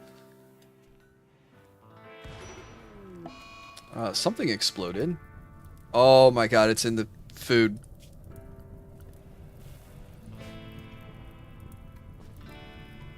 Quick, save the food. We don't have that much food. We have 3 days worth of food remaining.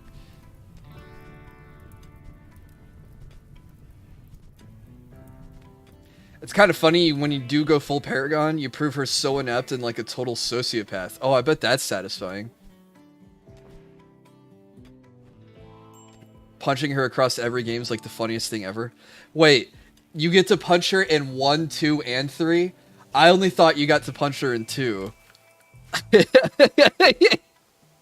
Oh my god. You would think after the first 2, she would learn, like, not to get in your face with her hard-hitting journalism. Mass Effect 3 had some great Renegade options. You're working too hard, shock the hell out of the guy. And the third one, she dodges, but you get another prompt and you swing again. You just get a mini game of trying to smack the crap out of her. Oh, I guess that's one thing Mass Effect got right.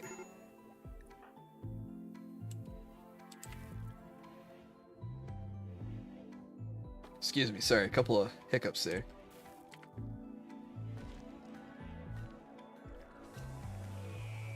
I like the mission with Shepard and Thane.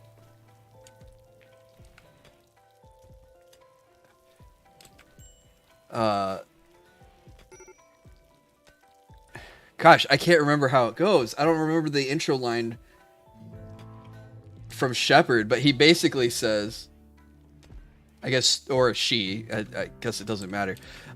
Shepard says, I'm a Spectre. And then the guy goes, prove it. And then you get the prompt, and then Shepard shoves his gun in the guy's face and goes, see, the reason why I am a Spectre is I don't have to prove it to nobody. Do you get the point? And the guy's like, yes, please don't shoot me. And then afterwards, you walk away with Thane, and Thane just remarks, that might go down as the fastest interrogation ever. I love Thane, too. He was such a cool character.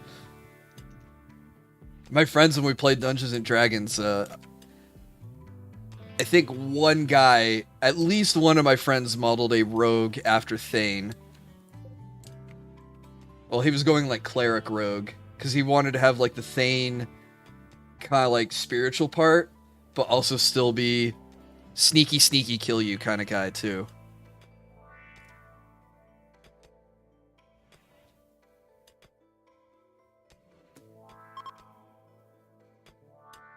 Funniest thing ever is when people played ME1 the first time and don't realize they're about to deck the reporter. The option is just the interview is over.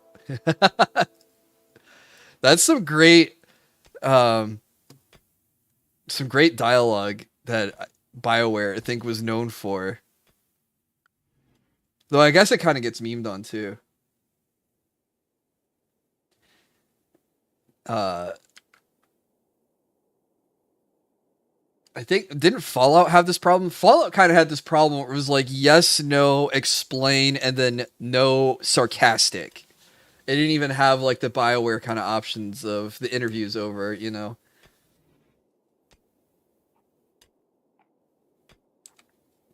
The best one is in the DLC where the rogue specter thinks you won't shoot a hostage, and the renegade option is I killed the council. You think this chick matters to me?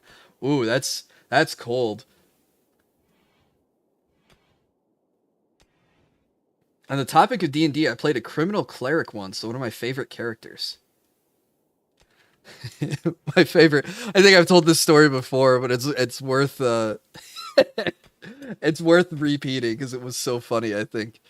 Maybe it's funny to me. I don't know if you guys got the kick out of it, but I had a friend who I DM'd a campaign, and he played this like super brooding, super emo, nihilistic, death god worshipping drow cleric, and his character was pretty good, like built well character sheet wise, min max wise, but it was just obnoxious how this guy always wanted the spotlight to be on him.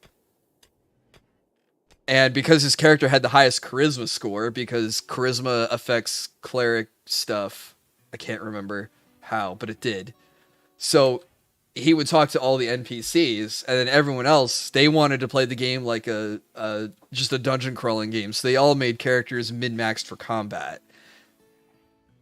So it was basically just me and this other guy role-playing at the table the whole time, and I hated how edgy his character was. Like, just the supreme edgelord, right? But they were my friends, so I enjoyed playing with them, so I put up with it. And we finished the campaign after some time. We did D&D every Monday night, and it was like without clockwork. Every Monday night we met together and played D&D. And if we didn't play D&D, we just watched football instead, or whatever sport was on. Anyways, then there was like some job changing. I couldn't host it anymore, and then I changed jobs a second time, and I found that these guys had kept playing D&D. They did it at the other guy's house, the guy who played the drow cleric, and my schedule had freed up because I had changed jobs back to a normal schedule, and I had Monday nights available. So I was like, hey guys, I'd like to join back in with D&D. And they're like, oh, that's great. And now we've played D&D together for years. So I had played healers and support characters in the past. So they're like, well, we don't have a cleric. Why don't you make a cleric? I said, I'll make a cleric. And I took the edgy, brooding, nihilistic trope and just flipped it on its head. I made the most super happy, everything is great, we're going to win, rah rah rah, cheerleader type support character. And what was awesome was I didn't just make him a heal bot, because good clerics could just spontaneously change all their spells into healing spells on the fly anyways. So I filled him up with buff spells. And I made it so he couldn't die. Oh my god, it was so much fun. But after like 2 sessions, they didn't invite me back. Because maybe I just didn't fit the world that they were going for. The vibe. I can't remember who he was a cleric of. I probably picked some Greek god. I made him... Oh, we were playing 3.5. Yeah, absolutely. We didn't play anything else. Yeah, because I made this cleric, like, gay as hell. Hey, Mares. Thank you for becoming an apprentice again? I don't know if you'd signed up before. I think that's the intro badge. So, enjoy your alchemy badge and your channel emotes, and hey, welcome to the workshop again. Thank you so much for the support. 3.5 was dark times for playing clerics. Did we play the same 3.5? Clerics were amazing in 3.5. Oh no, it says 1 month. All right, so this is that new membership. Thank you. Divine meta magic. You could turn your turn and undead charges into meta magic spells. Oh, it said renew on your end? Oh. Cast harm on me.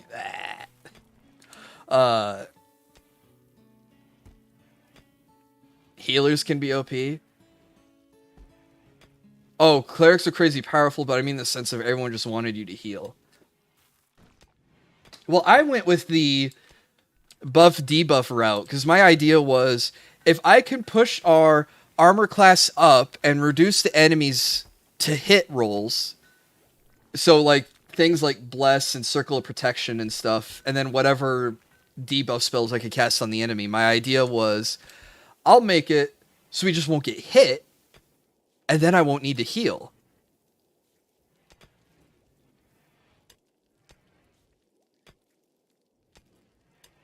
Hang on. You and I know that buffing is better, other people don't. Oh, and the other thing you could do was you could cast Vigor, which was an aura that regenerated people nearby you. So if they got scratched up a little bit, you didn't have to spend an action to go, cure light wounds, there you go. Their turn would just come around and whoop, 5 health points back every turn like clockwork. So if they got hit and it wasn't devastating, over time they would top themselves off anyway, so it could free you up to actually punch something or cast spells that dealt damage. Holy cow. $20 from Axios. Played a paladin of tyranny on my first deployment in Afghanistan, running Curse of Strahd. Challenged Strahd to single combat for command of the lands of Barova in the name of Tiamat. Got a TPK, was asked not to play again. I think I've learned this lesson from DMing. I think DMs should let you go into a TPK and then just like press the rewind button and go back like an hour and go, okay, let's pick it up from the checkpoint. How about we don't challenge Strahd to single combat? And then everyone goes, okay, yeah. And then you go forward with stuff normally. I had to do that when I did a TPK. I put this... It was a 3.5 monster. It was a really cool, like, construct. Maybe it was called, like, a corpse collector or something. But it was this big, hulking golem. And it had spikes all over its body. And all this thing would do was go through battlefields and pick up the corpses and just stick them on the spikes, and would just pick up all these bodies, and they were like usually used by necromancers or something, right? And I was trying to use this as a hook to get players to get them to follow it and see where it was going and who owned it and what was he doing with all these bodies. Instead, they thought they could fight it, but this is like a CR like 13. It was like outright spell immune to level 3 spells and below, and the party at the time could only cast level 3 spells. So they had no way of affecting it with their magic. It grappled the barbarian, overcame the barbarian's strength, and impaled the barbarian on one of its spikes. And the barbarian was taking like 46 damage a turn or something ridiculous every turn until he bled out. And I just killed the party, and then I said, alright guys, let's pick it up. Don't let the barbarian fight the construct. And the barbarian, he was role-playing. So, like, his idea was, okay, I see big evil thing, I want to go smash it. You know, he was really playing up that, like, 5 intelligence or whatever he had. But, like, and I appreciated him for doing it, because he was role-playing. He was in his character. He had a reason for playing someone who was only good at combat. But, like, he didn't just say, oh, I just want you to DM all combat scenarios for us. He was like, hey, I have, you know, I made a story reason why my character is combat focused anyways. I was like, it felt like effort, so I liked his character for it. But I couldn't get anyone else in the party to frickin' roleplay. And, like, we did the time rewind. We went, whoop, whoop, whoop, whoop, whoop, went back in time right before they started the encounter. And the barbarian gets back in character, and he starts marching up to it. And I was like, are you guys going to stop him this time? They're like, yeah, let's stop him. It's like, oh my god. Lawful evil characters are not the best. Oh, I played a lawful evil knight in a campaign. I thought he was quite fun. It was like that scene from Dragon Ball Bridge and in Frieza's second form. Yeah, just like that.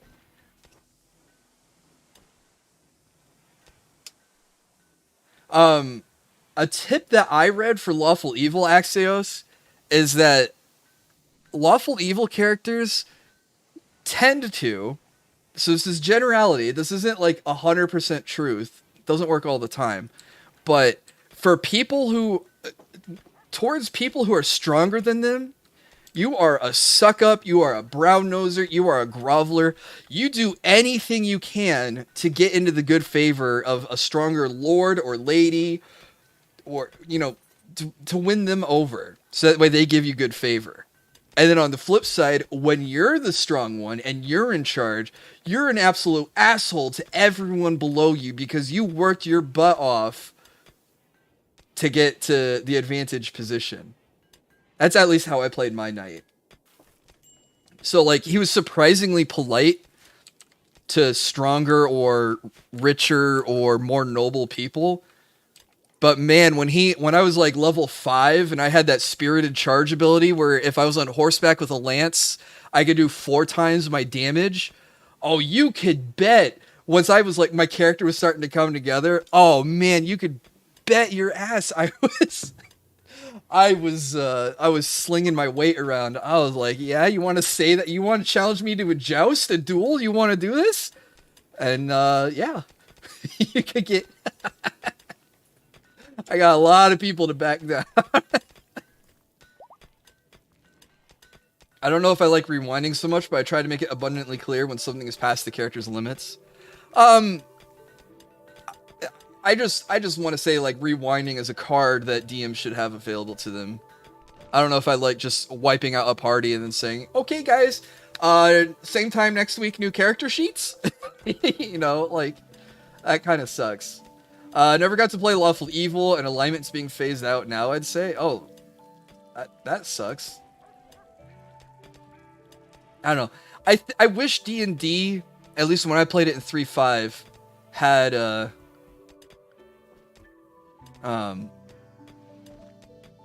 what am I trying to say? I don't know. I wish there was more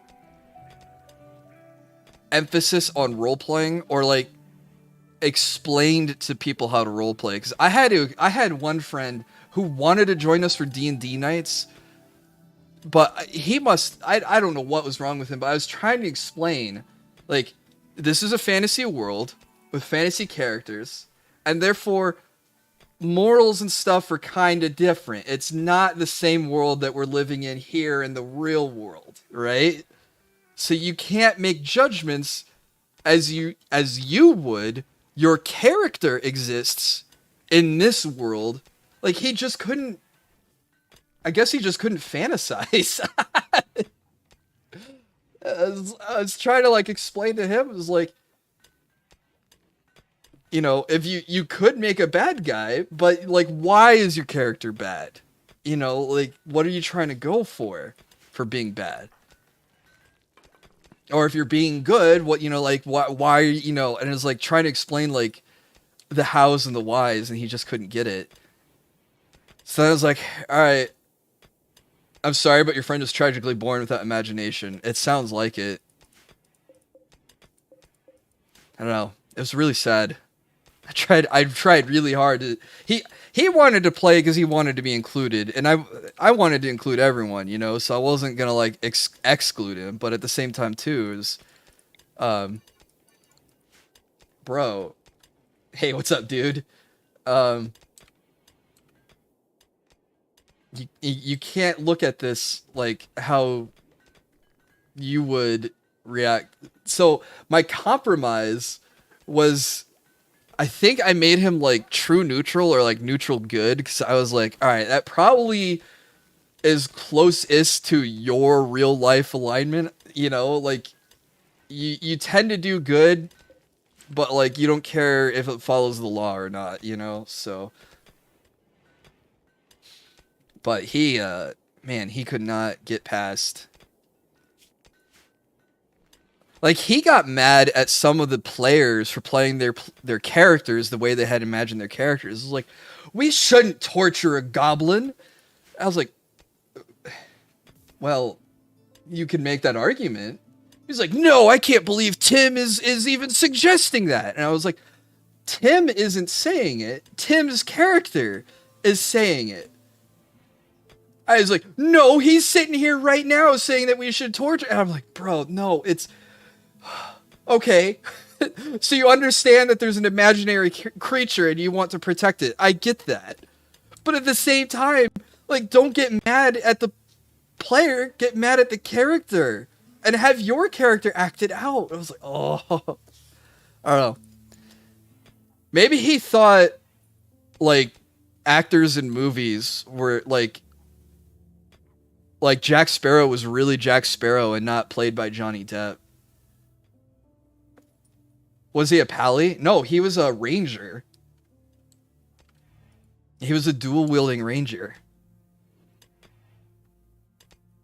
Did I explain to him to think about how much you play video games? It's taking place in a fictional world, but you see on the screen what you're doing. It's like that. Okay, but like this guy played... When he played World of Warcraft and City of Heroes, he would just make hot chicks. And then give them funny names. He never thought about like the quest or the world or anything. It was all about metagaming and just like getting to the combat. And then, yeah. I mean, that's an astounding paladin.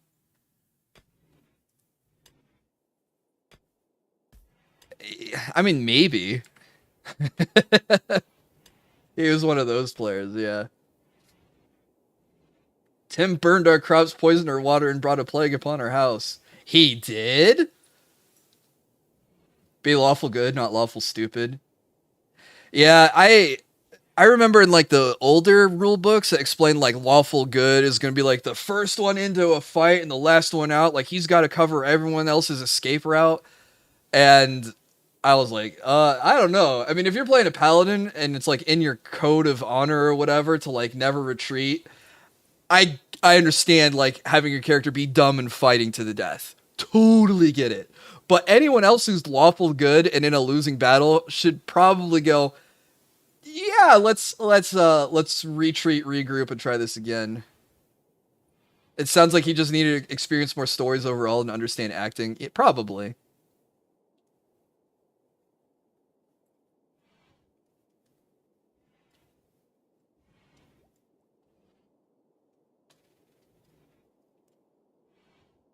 Some people need to experience it first themselves. It takes time for people to catch on for role-playing, in my experience. Yeah, and it was probably not the best group to try to introduce role-playing into, since everyone was just, like, making characters min-maxed for combat. Like, how can I improve my accuracy, my damage, and my number of attacks in a turn, and improve my armor class all at the same time? And then I'd be like, okay, guys, it's a locked door. And then they go... does anyone have skill points in lockpicking? No? Well, who's got the highest strength score? We'll bust this down. And I was like, all right, okay, you could just ignore it and move on and maybe find a key elsewhere. But sure, yeah, let's do a strength check to bust the door off of its hinges.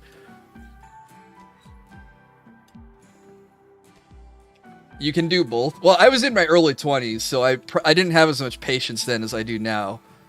So if I was trying to roleplay and like no one was like biting onto it, then I was like, all right, I'm not gonna waste too much time. And I didn't want my friends to like be bored with, oh, all we did was talk tonight. So I was like, okay, all right.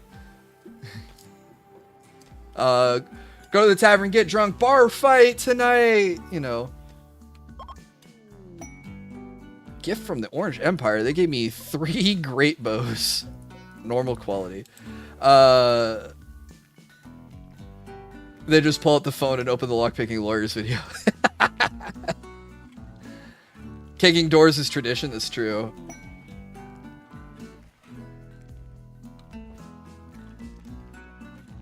My DM somehow put with the group's shenanigans, he probably shouldn't have allowed the Artificer to build a giant cannon. Artificers are pretty cool.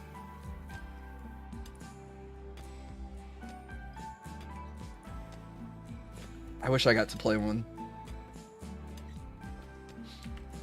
I play in a stat-heavy game, so I know what you're talking about. Yeah, and it was like the magical items that the party wanted.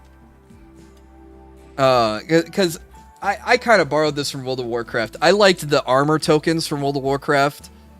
So, like, Paladin, Warlock, and Hunter could, take their token and turn it in for an armor piece. So my loot was kind of the same way. I don't want to RNG loot and have them get stuff that they didn't want. And they were all following builds they saw online anyway. So they had a shopping list of magical items to go for anyway. So I'd give them, like, treasure tokens, and at the end of a dungeon, just let them get what they wanted.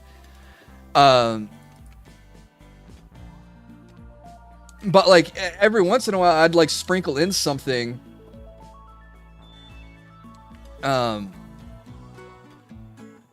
Like, what is it? They had, like, a universal solvent. It was, like, a wondrous item, like a minor wondrous item, like a 300 gold wondrous item. And all they would do is, I was, like, trying to give, like, different, unique things for them to try out. And every time they found one of these, I was just like, how much is it worth? Okay, we sell it. I was like, all right, why? I eventually just did what you suggested, Kate, on just give gold out. Yeah, I was just like, all right, I'll let you guys buy what you want. Because I used to RNG it, and in the first session, it was like, oh, you guys got a... I can't remember what it was that they got all pissy about. It was like a cape of resistance or a cape of charisma. It was a cape of some kind. And they were like, oh, I don't want to wear it. I don't want to wear it. I don't want to wear it. Doesn't help me. It's not on my list. It's not, it's like, none of you guys would benefit from +1, +2 to your charisma? How do I form my sessions and planning? I use roleplay, then the main problem, then finish it with roleplay or exposition. I tend to have, like, I start with a story and I imagine it like a giant pie. And then each night is like taking a slice out of that pie until they finish the whole thing. And then that's like a storyline complete. So I would try to mix in a couple encounters. Oh, here we go. Some plasteel underground. I would try to make, if the dungeon was like multiple floors, I would of course try to plan out the whole dungeon, and I would try to like make a floor last about as long as a session. And if we finished it early, then we can move on to the second floor or something. Sorry, you said something, Axios, and I missed it. It wasn't a super chat. Have you played any of the Wrath of the Righteous games based on the Pathfinder rule set, but really story focused? Think you'd enjoy. Never have. Is that on Steam? Oh, it is Pathfinder Wrath of the Righteous. Okay. Add to wish list. Is this multiplayer? Could I add Jill to this? Or would it just be me? Okay, we learned Starflight basics.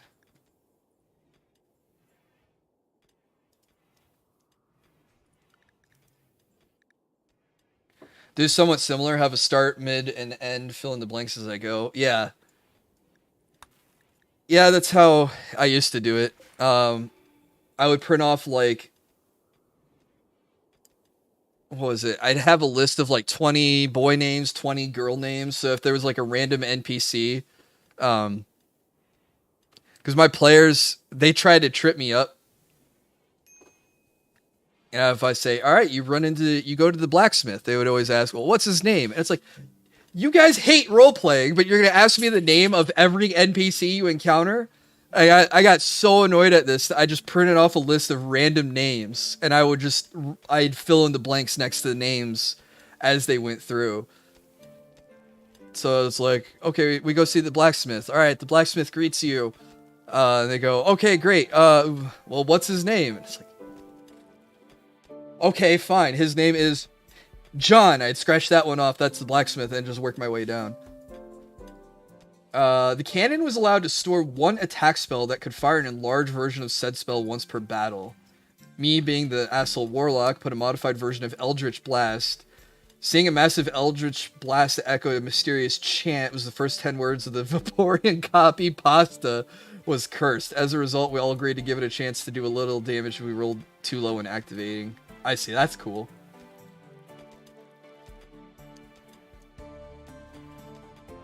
My old GM was bad at making up names. Well, and see, like, Kadon saying I'm the worst at names. I make them up, write them down, and lose them. Stupid no-name NPCs suck.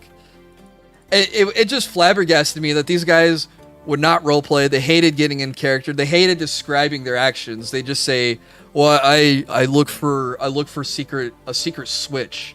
Like, okay, what does that mean? What are you doing? You know, like... Are you pulling random books off the shelf? Are you pulling, you know, torches to see if one of them's actually a lever? Are you pressing bricks on a wall to see if one of them's a button? Like, what does that mean? Describe it to me. What I should have done was I should have quizzed them. So I would write down the names on my sheet. I should have given them quizzes later. I'd be like, all right, guys, for 100 gold, what is the name of the blacksmith? I will say, one of my other friends, when he DM'd, we did this awesome campaign that was based off of his book. He had a book that he was writing, and he adapted it to a D&D campaign. And we were fighting like a genie or something. But like part of this character's moveset was he had metagame knowledge. As silly as that sounds. But we were like, God, 2 years into this campaign, and this mother dropped this question was, what was the name of the boss from the first encounter?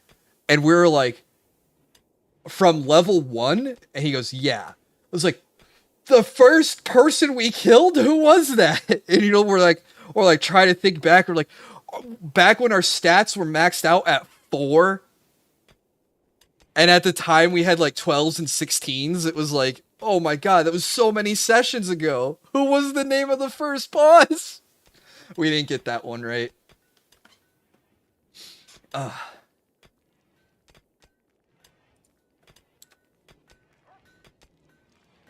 it was good. I liked how he sprung that on us. And if you guys are confused what I mean by 4s and 16s. So,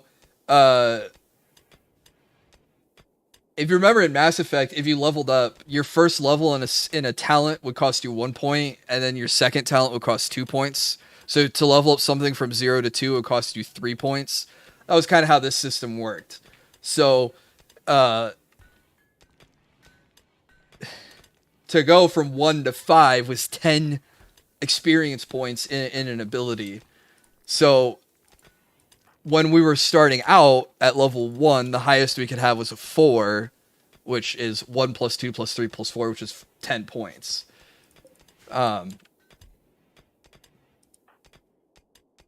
Yeah, so by the time we were fighting this, you know, when you have like a 16 and a stat, that meant you had invested 16, 15, 14, 13, all the way down, that many experience points into that stat or skill.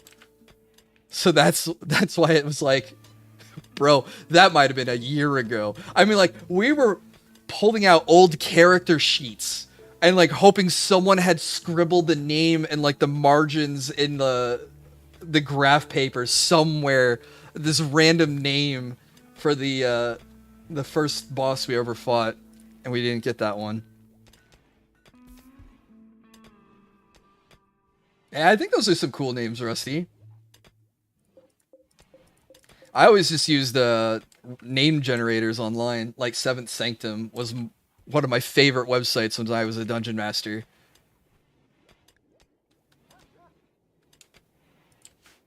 Okay, it takes 15 days to charge up the airship.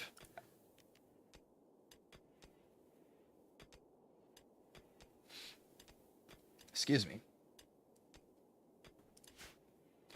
Dude, I like that canon, but the fact that it would announce a copy pasta has me worried. Did I DM or play more?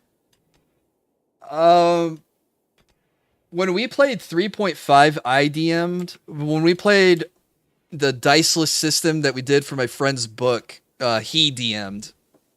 But I felt like we ran that campaign for like 5 years. We were maybe in and out of that all the time. I know a person that'd say I'm a freaking assassin. You think I remember every schmuck I killed to that question? Is that a Renegade Shepherd would say that?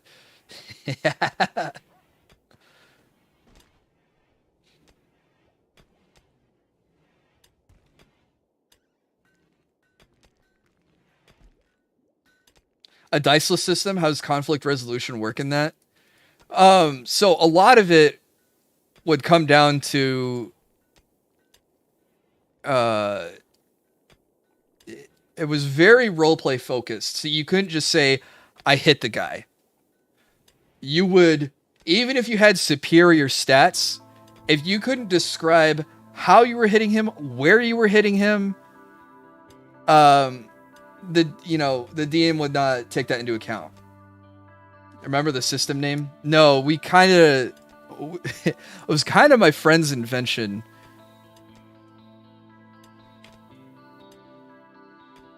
But like a lot of it would play into like, if I hit you with my strength, it goes against your constitution, but if you had a skill for your armor, then it would reduce the damage there.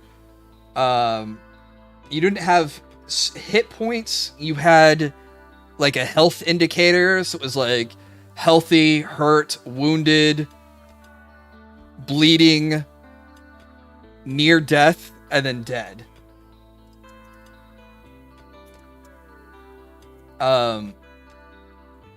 So yeah, if you had armor, then your points of armor would combine with kind of like your constitution to reduce the damage from the blow.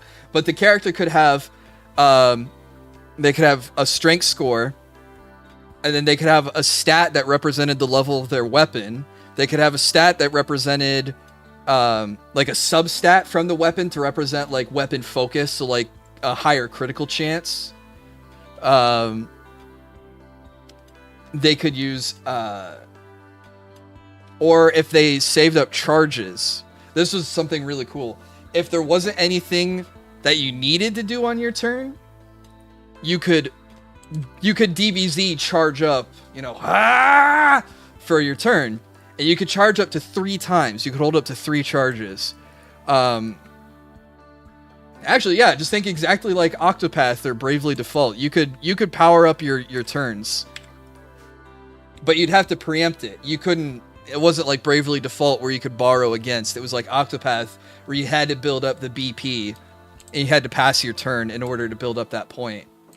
So like melee characters could, use their charges to do like an Omni Slash, let's say, if you were building a Sephiroth character. So you could, your damage was then not just, your strength score and then the stat score of your weapon, and then like the critical score if you made a separate critical stat, but like if you used a special technique, then that added into the equation too. So yeah, it was a lot of numbers versus numbers to determine how much damage you would take, but there was no like set table to set anything against. So a lot of it was up to just the DM's discretion, and it worked because he was there to tell us a story because it was his book. He knew the world in and out. He knew the characters in and out. There wasn't a whole lot that we could do to surprise him, and he made things tough. People died, but it wasn't like it was unfair. It never felt unfair. Oh, it was cool. It was a lot of fun. We played it like 5 years. We ran 3 different campaigns in the same universe.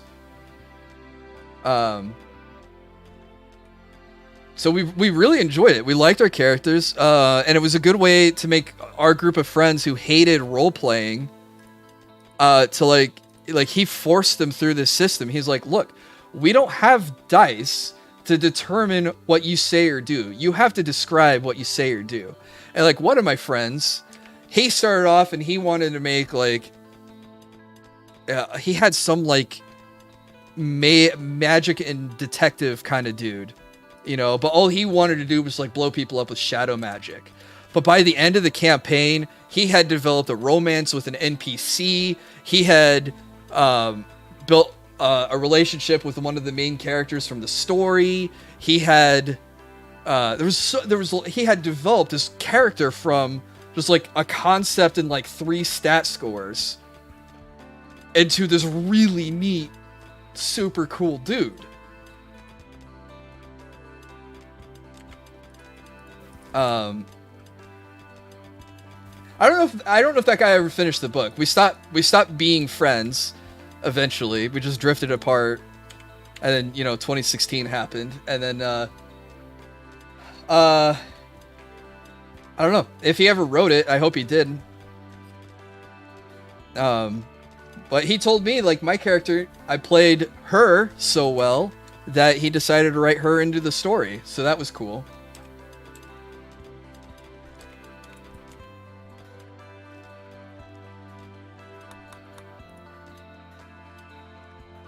Abby has torn up clothes. What does she need? Boots. Let's make some new boots.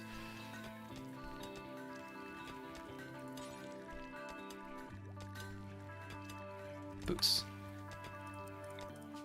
Don't make it out of Thrumbo fur, though. Thrumbo fur is precious. I don't know what I'm saving it for, but we're not going to waste it on boots. Means that I'm in the thank you section of a book. Yeah, that'd be cool.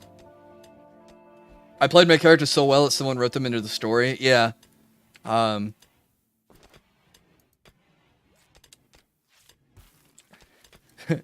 guy, what WTF happened then? Politics happened, and it unfortunately ruined a lot of friendships I had back then.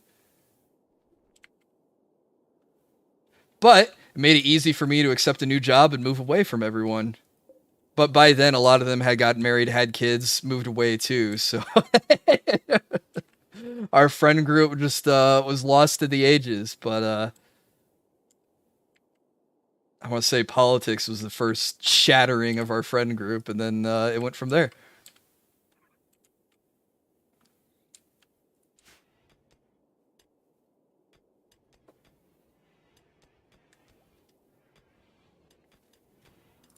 You're not ditching me, I'm ditching you.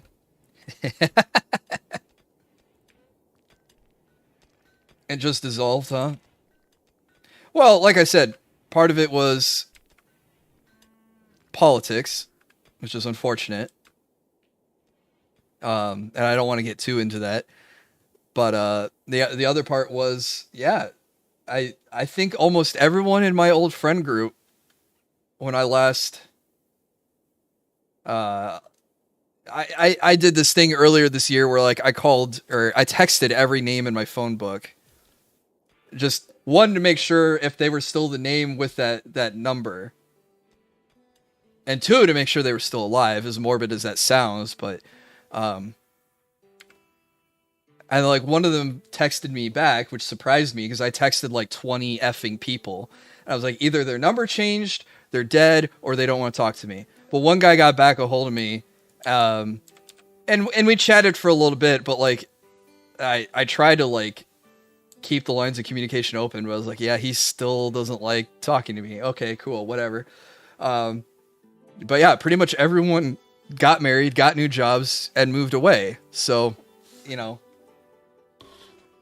I wasn't the only one to to get a nice new job in another state and then go, all right, see ya guys, bye. Some friend groups just dissolve. Yeah. Yeah, it just happens.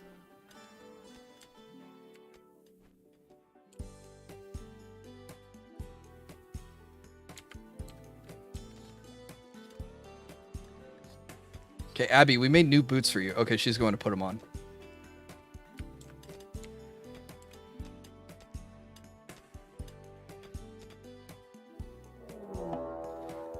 A group of outlanders have arrived. They want to besiege the colony and pound you with mortars from a distance.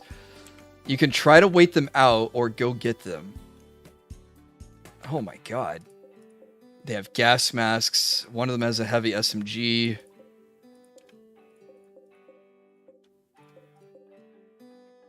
Free shells. Free shells and free barrels.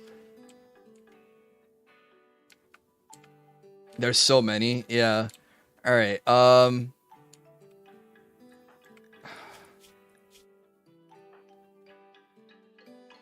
Bomb their ammo. Let's get McDougal to man a mortar. I think Josh is my next strongest soldier. No, Baron. Baron man the other one.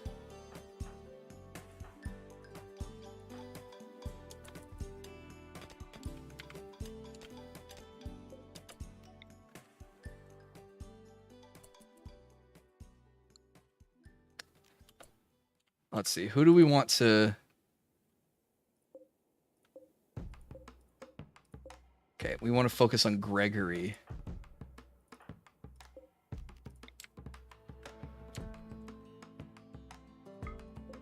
I think he has the best gun.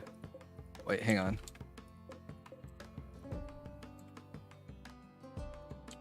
They're hearing boss music right now?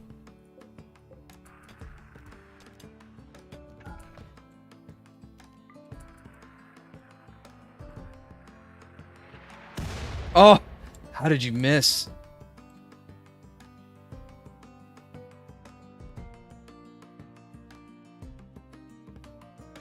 It's hard between my new job and college to find time to hang. Yeah.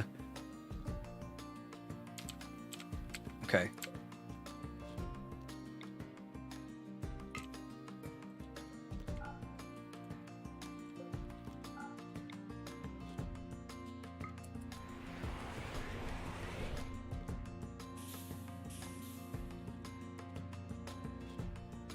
Well, I have a low shield battery, so what we can do...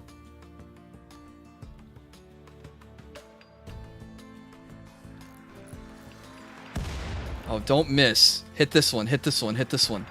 Yes! The point of war crimes is they give you an advantage. I don't care if they build barricades. Just don't let them build the mortar. Oh, wait. I need to tell McDougal to change his aim.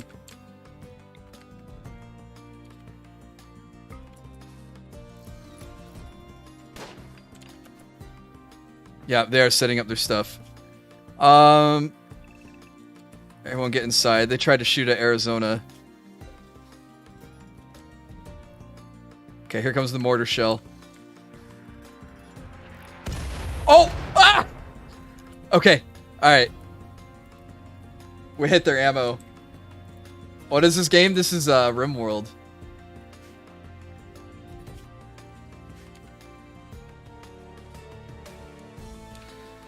Alright, they're coming for us. They're mad.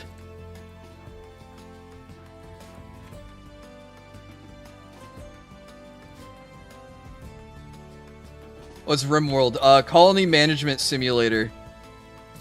Oh, Arizona, get inside, get inside.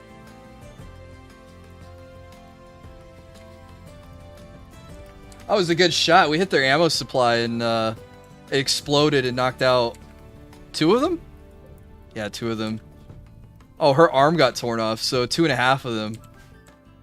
I took away their toys. I took away their limbs. Okay, darn sig, we won't risk. Cholo.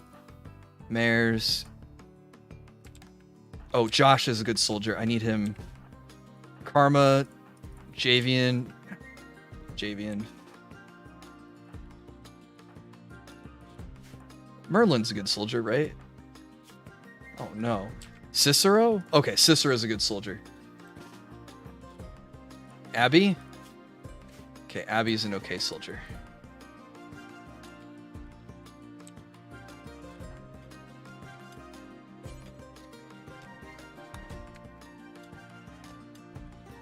How do you play? Well, you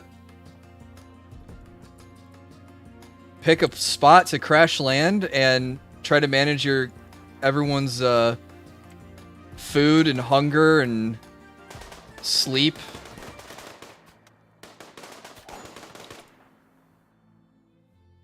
Oh, this is bad.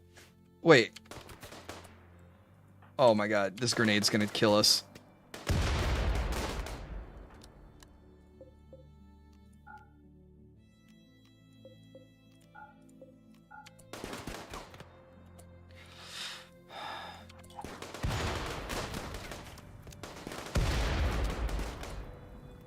Okay, this is bad. Crap.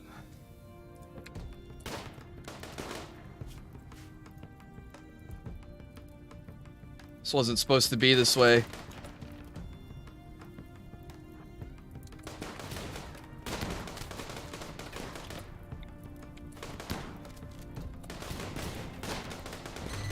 Okay, there we go. Of course, I deploy it as soon as they start running away. Alright, schedule unrestricted.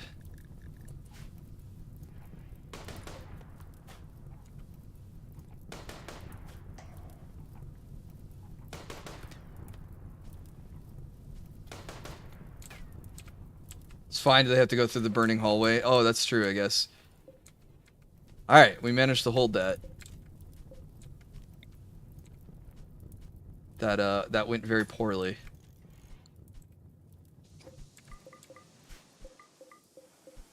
Bio-coded heavy SMG, darn. Is this kind of like The Sims? Yeah, a little bit more brutal version of The Sims, yeah.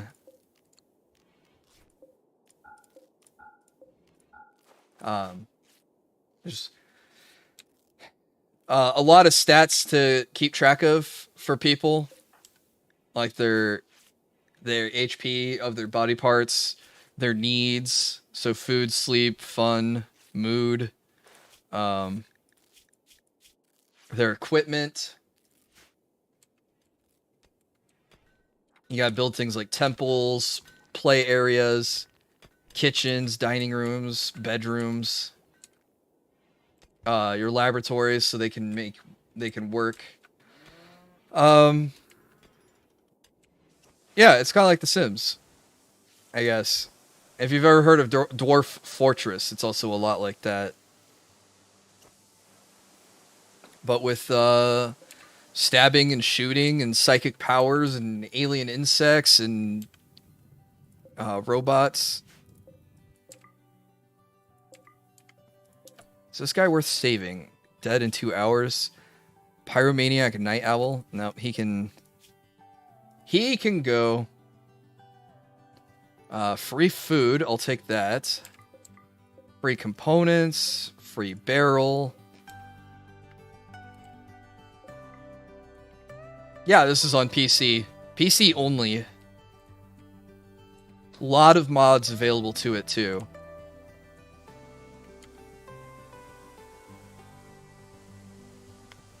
I'm playing with like 150 of them.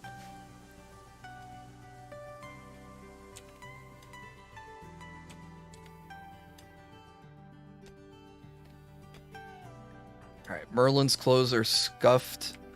He needs overalls, gloves, boots, and a toque. Boots, toque, gloves, overalls? Nope. Who else is scuffed clothes? McDougal. Overalls and a toque.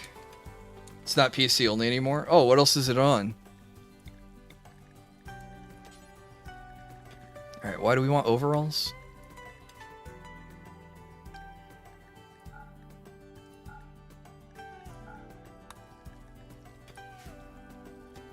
Oh, we got PS4 and Xbox releases back in July. Oh, cool.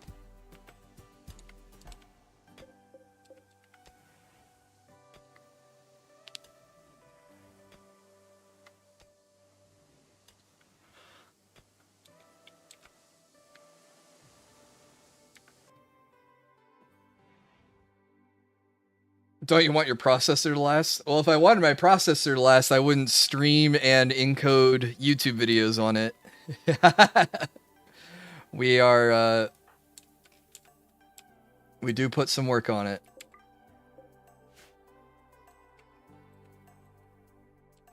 RimWorld devs couldn't get their hands on the PS5 and Xbox S. Well, you would assume if it works on the older hardware that it can be ported over to the newer hardware easily, right? You would assume. I could be 100% wrong on that.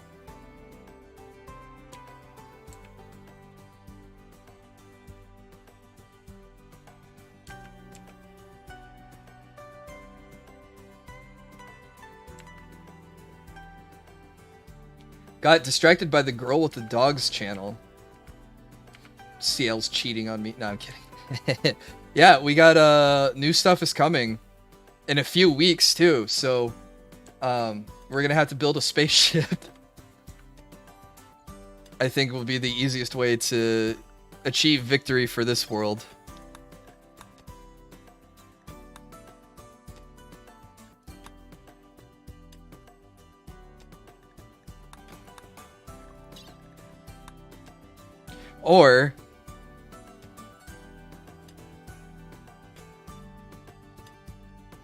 Or we can make Darnsig a count. Satisfy the High Stellark's needs for 12 days, and we can all ride the shuttle to the Imperial Flotilla.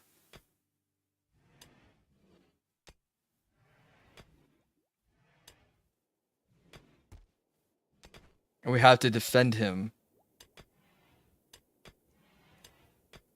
Maybe we can do that way. Do you want to build a spaceship? It almost works as Snowman. We just have to make a lavish bedroom for the High Stellark.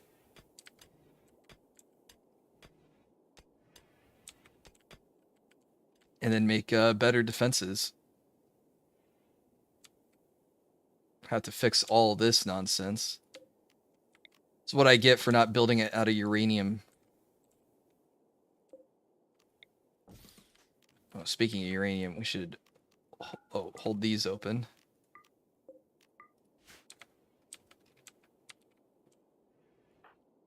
No one took any permanent damage, right? No.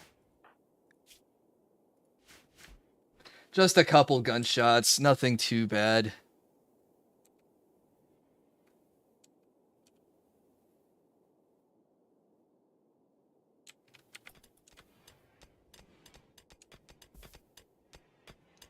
I mean, we have replacement eyes and arms and legs, you know, in case something bad did happen.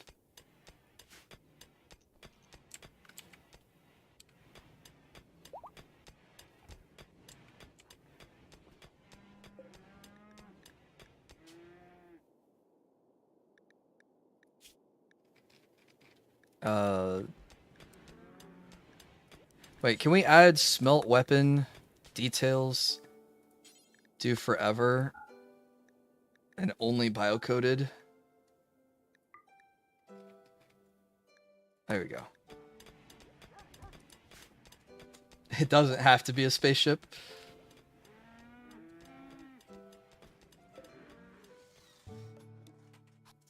Oh, is there... Okay, we got animals to hunt. A ram, a doe, some buffalo.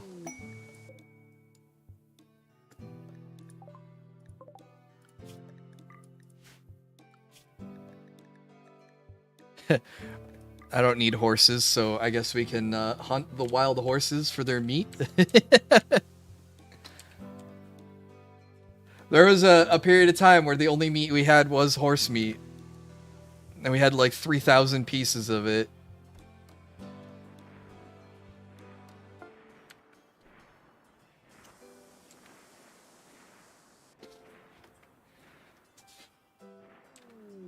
Oh.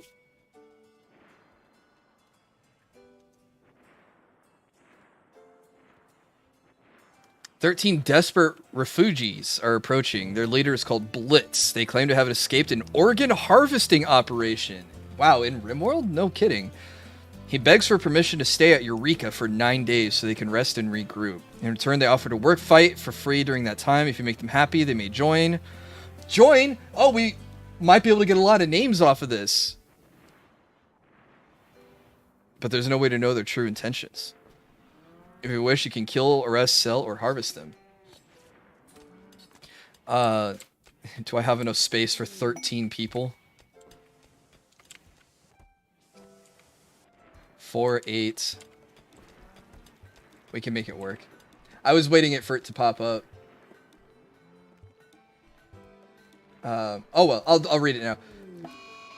The Streamlabs is being really slow. Have a good night, Axios. Thank you again for the all the super chats, including that last one. Super happy to have caught you live. I'm glad that you were here. Looking forward to the next drunk stream. Yeah, I have a meme to experiment with, and yeah, we'll schedule it. We'll do something funny and fun. Hope to catch you. Yeah, hope to see you again soon, man. And we'll try to get something on the books for drinking.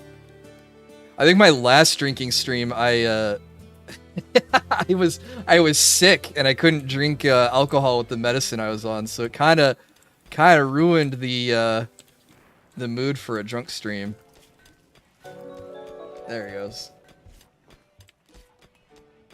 Wow, it was like 3 minutes late. I should have just read it right away.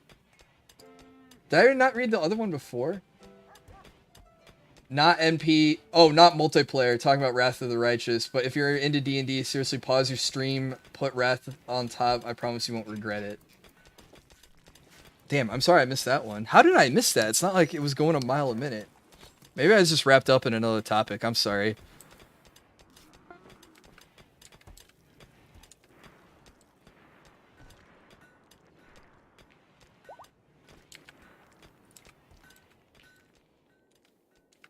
Okay, we gotta make bedrooms.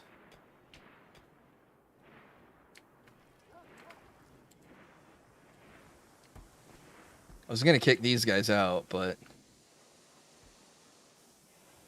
Oh, what if we house them in here? I have no wood? Are you kidding me?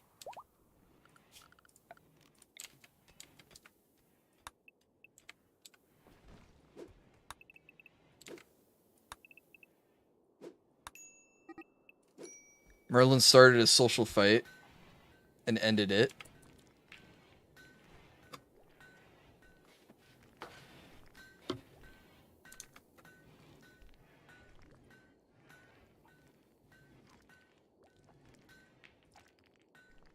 Holy cow.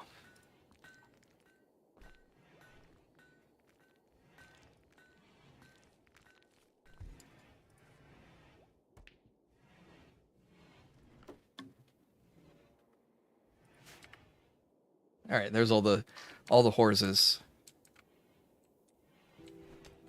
How much time do I have to think about this one? Expires in 6.5 days. Okay, so I have time to think about how I'm going to do this.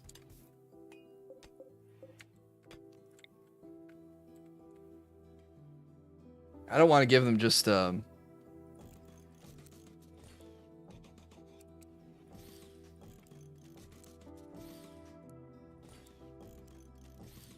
sleeping spaces, even though that's a possible solution.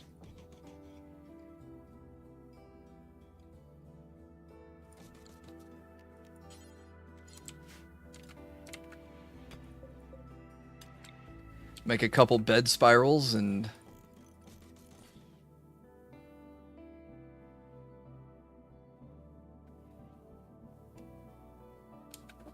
should be good enough. Make sure to leave the body there. Hopefully someone will come in and move the body away. But we can put skull spikes in there.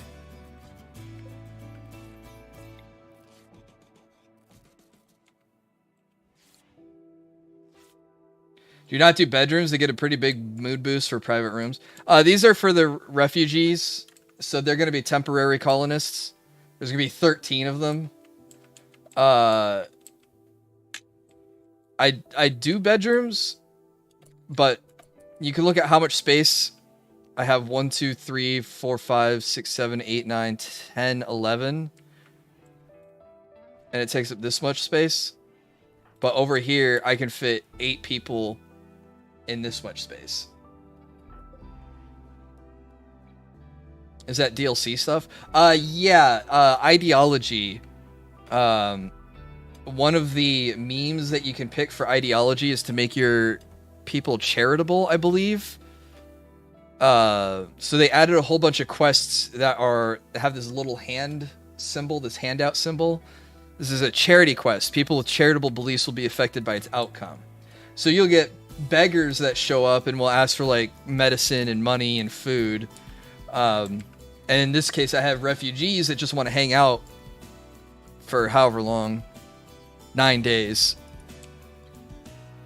So if we were a charitable religion and I said, no, don't bother me, then my colonists would get upset. It would affect their mood. And on the flip side, if they were charitable and we did an act of charity, then my colonists would be excited and have a mood boost.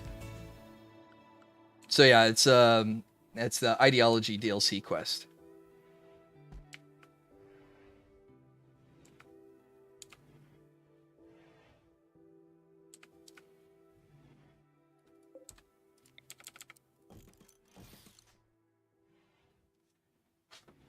The memes, Jack. The DNA of the soul.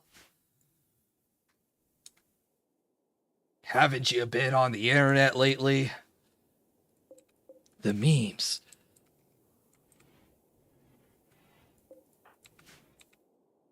Ah, why won't you die? Nanomachine, son.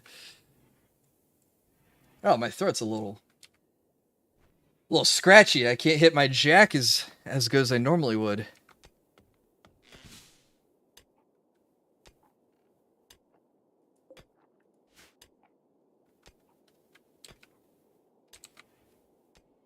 Okay.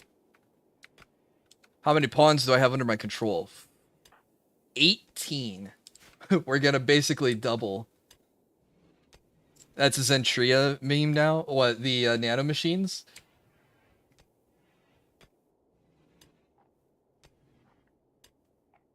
Bro, I got gifted a sub by Zentria, I'm sorry, on Twitch to one of my VTuber's siblings. I was blown away. She was a robot lady. Oh, I knew that. I thought you were talking about the... Okay. Sorry, I thought you were talking about something else.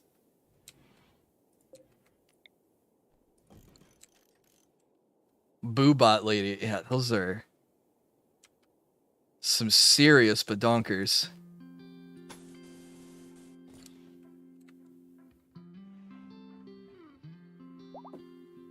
But I guess it makes sense considering VTubing. I don't know how many you've lost recruited since the last time I was here. Well, I don't know since the last time you're here. The only 2 people we've lost are Dorzo and Ken Kaneki. Now, we lost both of them when we opened up the Ancient Danger. And it turned out to be more dangerous than initially expected. But we got Abby out of it. So we lost 2. We rescued 1. Yeah, the original trio are still alive and mostly well. Unfortunately, Cholo... We were going to put a brain implant on Cholo that was going to give him, like, the ability to read psychic thoughts. Telepathy, that's what it's called. And they botched the surgery, and now he's left with a brain that's only about 50% efficient.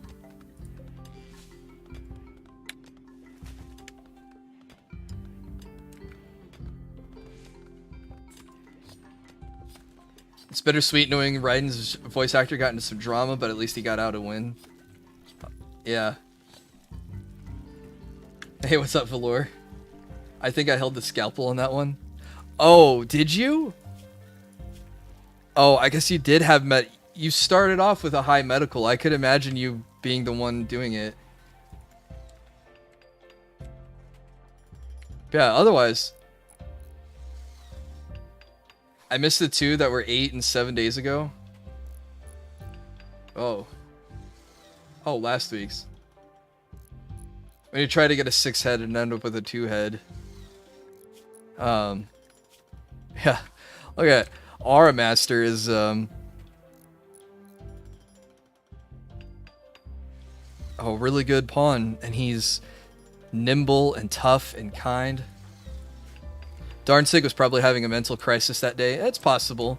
He might have some guilt for crippling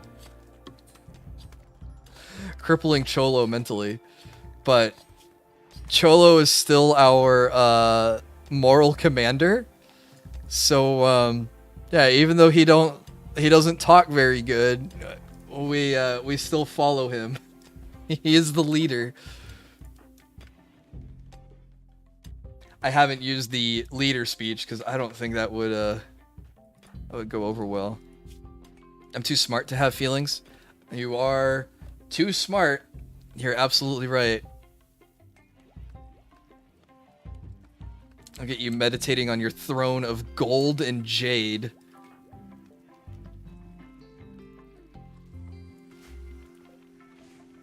Oh, we can do some recruitment ceremonies here too.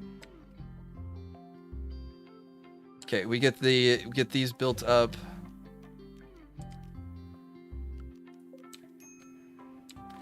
No storage space. How come I don't have a storage space for dead bodies?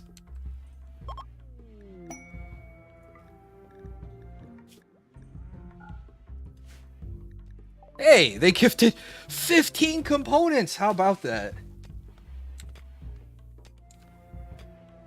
I have recruitment ceremonies coming up. Yep. I'm gonna wait until we do the refugees, so that way I don't spike. Because I'm gonna be inviting 13 people to join my colony. That could really impact my food situation. So I don't want it to. Yeah, the quest is to give 13 people a place to hide out.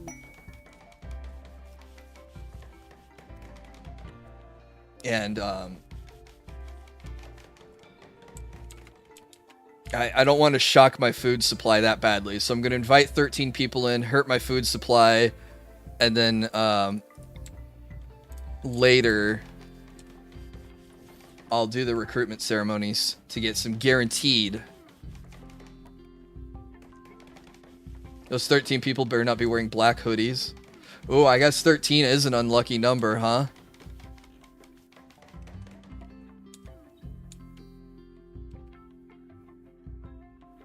Alright, once we get the beds built, we'll invite them, so that way they have a place to sleep.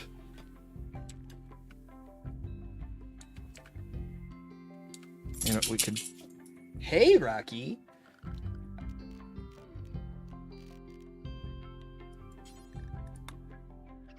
Oh, well, we don't need a bed or a table for them just yet.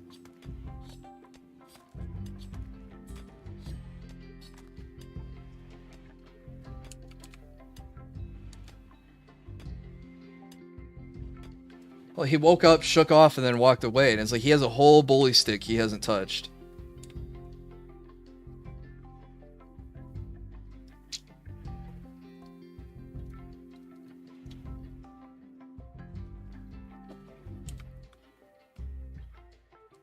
Alright guys, I'm going to have to wrap things up in about an hour. I have an early start to my day tomorrow. It's going to be a long day. Because, have a lot of driving. And then Friday I have some flying. For my little birthday vacation. He has important things to do. Like be cute somewhere else.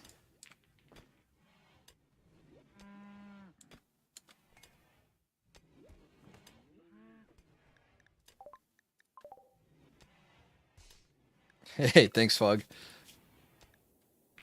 Share cake with stream. I have no clue if there is a cake.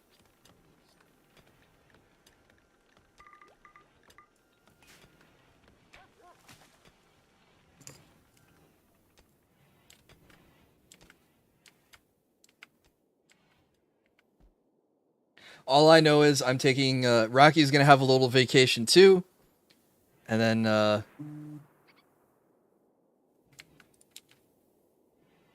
telling you the cake is a lie. I don't even know if, yeah. What will I be doing for my birthday? I'm going out of town. Beyond that, I have no clue.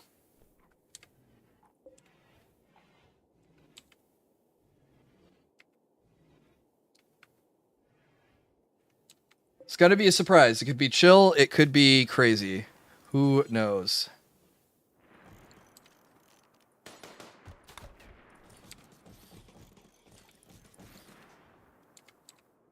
We should probably give these poor people a light. I'm gonna read One Piece. No. Every time someone likes your tweets, it sounds like a bee fart. You know, I have my phone muted, and it still buzzes when I get a tweet. I don't know why it does that.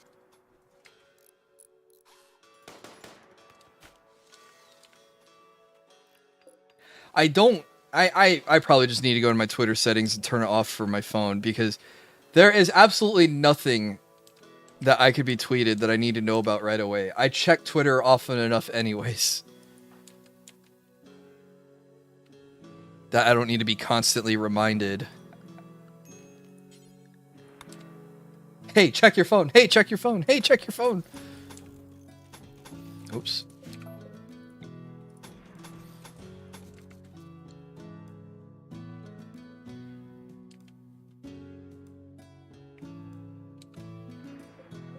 Okay, we have all the wood, we just haven't finished building everything. So, I will say it's probably safe to invite these refugees.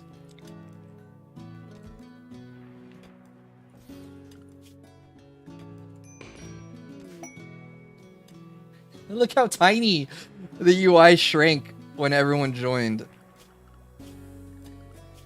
Okay, work. Oh my god. I don't know why Abby's so far down. Everyone needs to firefight and patient.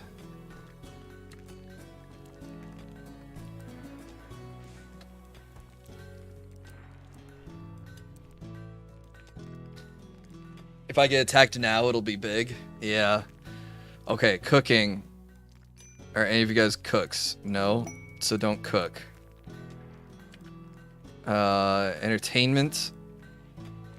6? Alright, good enough. Hunting. 5, 3, 5, 4, 6.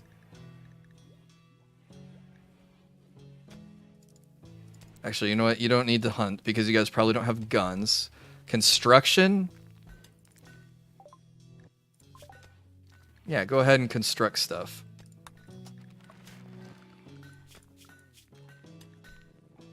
You can't mess that up.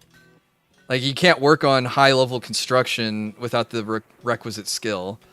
Grow, don't care. Mine, don't care. Quarry, don't care. Plant cut. No, please cut plants. Don't smith, don't tailor. We have mares for that stuff. Don't art. Craft. Crafting is fine. Please craft. Craft and research.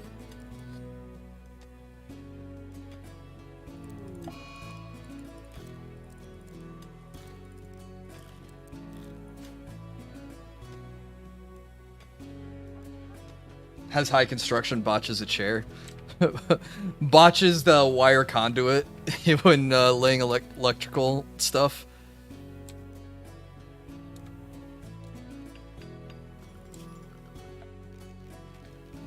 Alright, can we make a wooden dresser for him?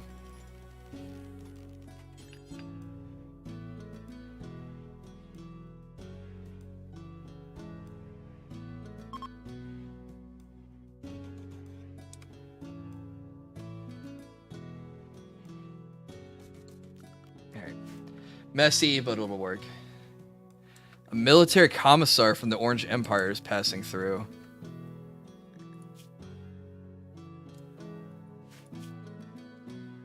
Cool. We won't bother him. Alright, they leave in 9 days. Now, do we have anyone that we want? Tortured artist, nimble, lazy? No. Tortured artist, fast learner, jealous. Maybe. Incapable of firefighting kind of sucks. Great memory, iron-willed, greedy? No. Chemical interest, careful shooter, tough. I like tough. You're in your 20s. 13 melee. Alright, so John. We might want to make John happy. Body purist, nimble. Steadfast brawler. Missandra, slothful wimp. Ugly, industrious. Chemical fascination, Missandra's body modder. Staggering, ugly, psychopath, tough. Alright, slick. Seems like a good fit. McFly, deaf and ugly. Roman, pretty. Oh, and there's Abby. Most time attempts, they set their hauling and cleaning to 1 unless they're good at something. Oh, that's a good idea too.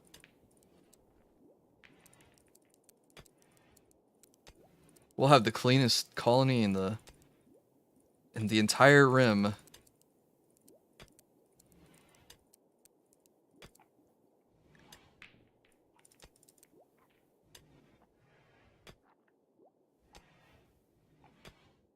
Blitz is the only one who's good at something. He's got construction, so.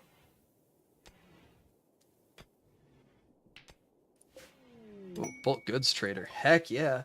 Hey, what's up, Chest High Wall? How are you doing tonight?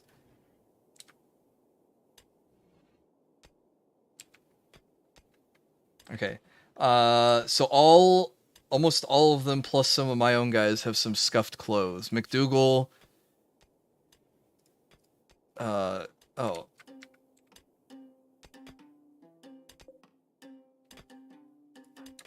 McDougal can wear that.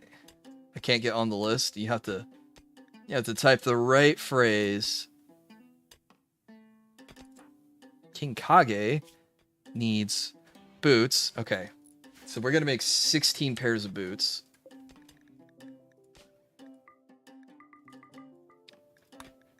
And then for all of our guests, we'll make some pants, make some toques,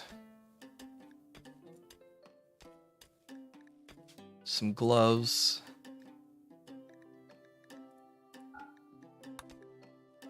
and some shirts.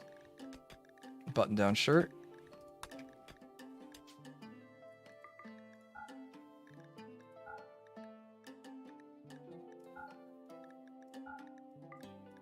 Alright. You need to know the magic words. It's just exclamation point join. And we just had 13 people join. If I recruit all 13 of them, that's 13 names off of the list.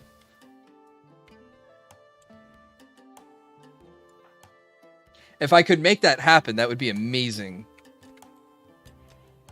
But I don't know if I'll make them all that happy. CL, you might already be... Oh, yeah, CL, you're in it. You're number 4.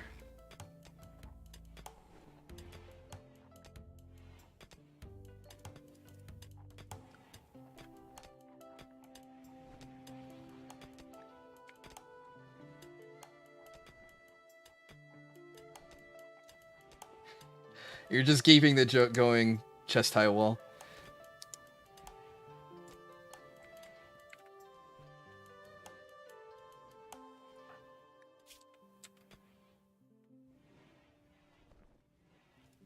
Alright, let's hope that they,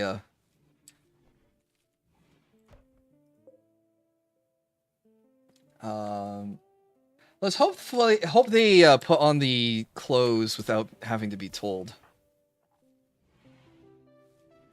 Actually, do the military uniforms count as... Oh, they count as pants and shirts. Okay, so since I abandoned that quest, why don't we delete that? Delete that. And just make some shirts and hats for everyone. Not shirts and hats, shoes and hats.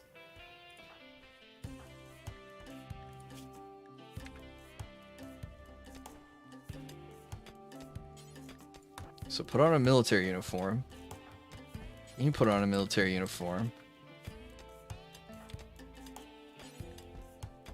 Oh, can't replace locked apparel. Well, that sucks. Okay. Why? Okay, maybe McFly.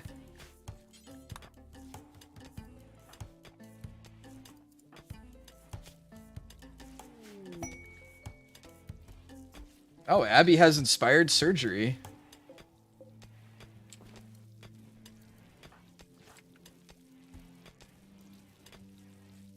Are we selling merch? That's pretty funny. I'm gonna replace locked apparel.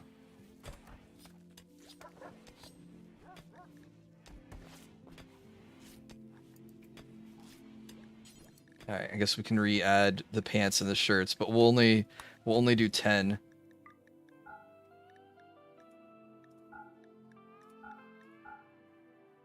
What's up, L Silent Guy? Hey, have a good night, Rusty, and thanks for the birthday wishes.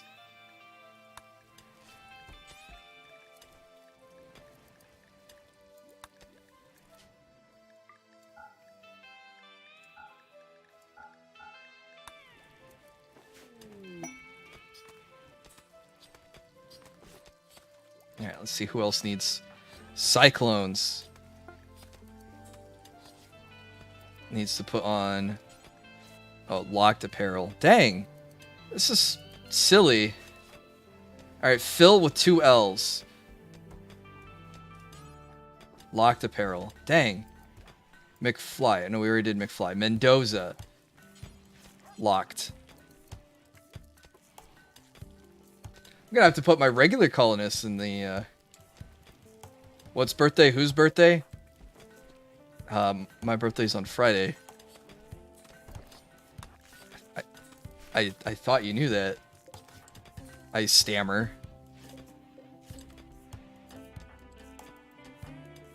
Oh, Leif, can you wear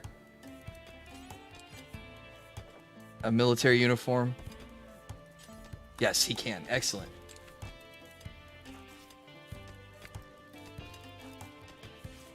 Trying to micromanage 13 colonists' clothes. Thanks, Aaron. Oh, darn sig. I forgot all about trading with these guys.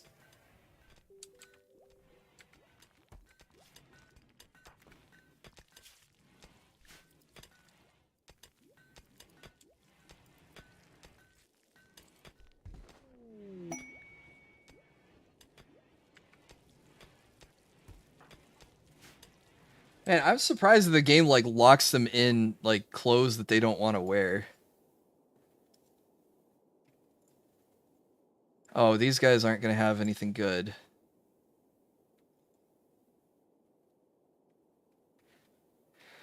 Because I think they're a tribal trader. Oh, we can sell all of the bad clothes we have. It's not worth anything. For some reason, they'll take this stuff.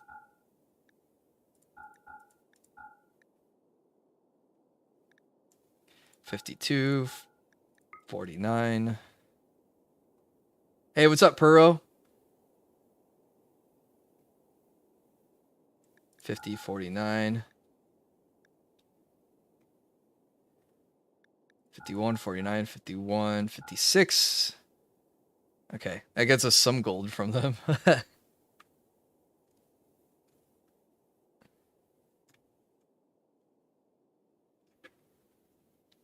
Well, what do we want to buy from them? They really don't have anything that we want. Alright, I guess we'll just take them for all their money. Light leather, bird skin, dog leather, fox fur. That gets us pretty close.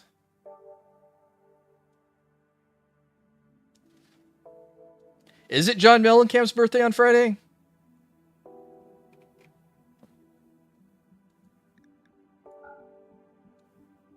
I didn't know I shared a birthday with the John Cougar Mellencamp.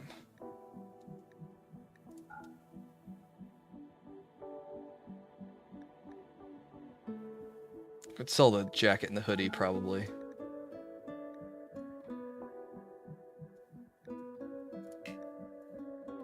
Oh. Yeah.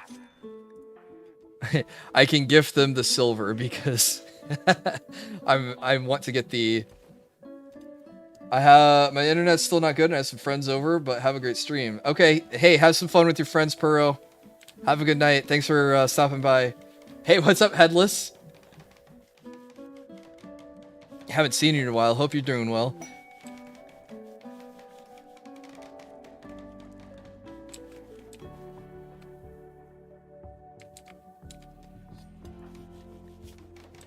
I wonder if I could fit... Oh no, I probably want him to have the flak pants. I was gonna say, could I put Aura Master in the military uniform?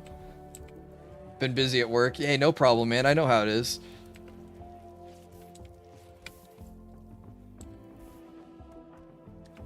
Okay, Roman. Nope. Tess. Nope. Okay, Tess, what are you wearing that sucks? You have shorts.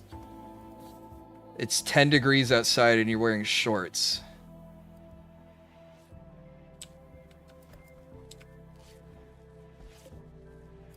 Where was Tess? Tess?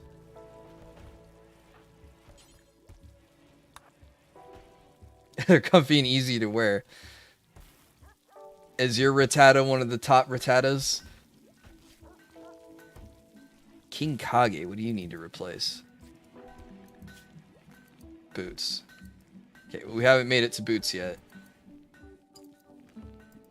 However, some handsome boy's birthday coming up. He won't be around to hang out with us. What gives? Yeah, I'm traveling somewhere for my birthday.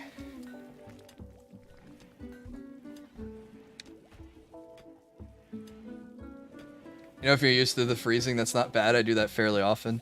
Man, I hate the cold. Hate not being adequately covered up for the cold.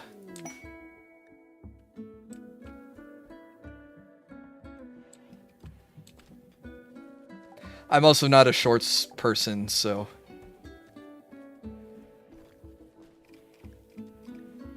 I've been playing a Heart Gold. It's nice to see Joey call and talk about his Rattata. I forgot about that feature.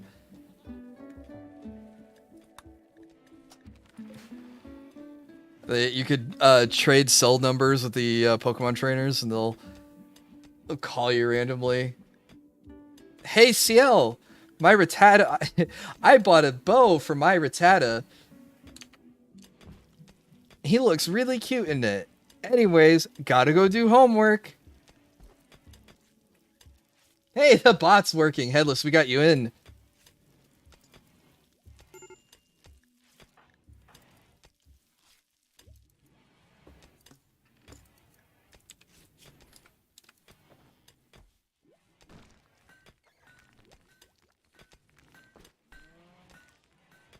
Yep, Chest High's an October baby as well.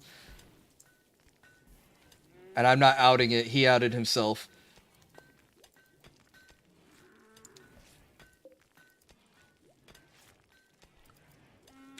Since he said not for a few days.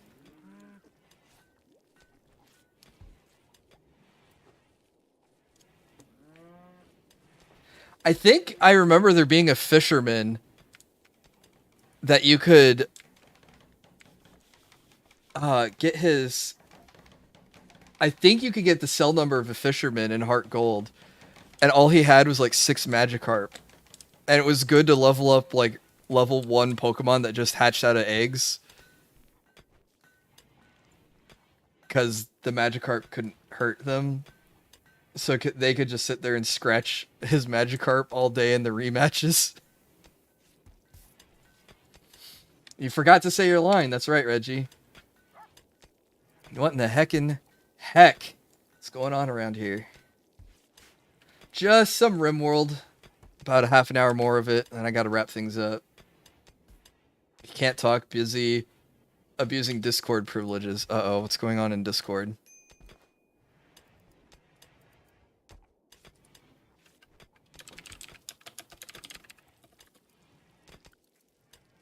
I alt-tab to check on the Discord, and I see Blizzard is removing the phone requirement in order to play Overwatch. I think that's good news.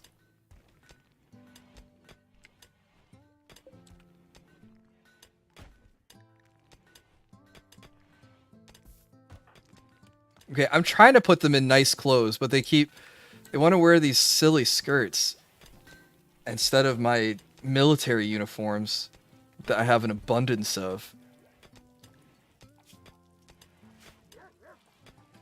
Okay, what were the ones that I liked? I'll get the ones that I like nicer clothes.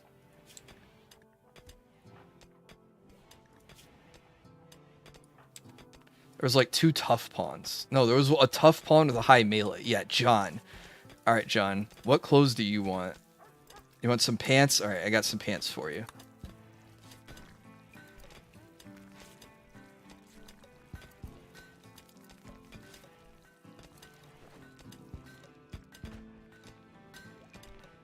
I just show up these days and barely get any reception when I forget my line. Uh-oh.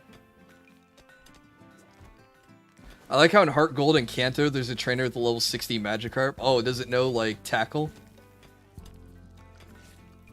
Okay, make an outfit in the clothing tab. I don't have a clothing tab. Are you talking a sign?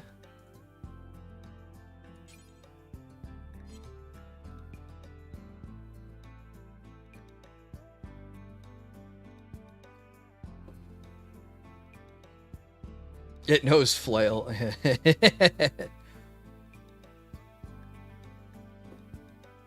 Okay,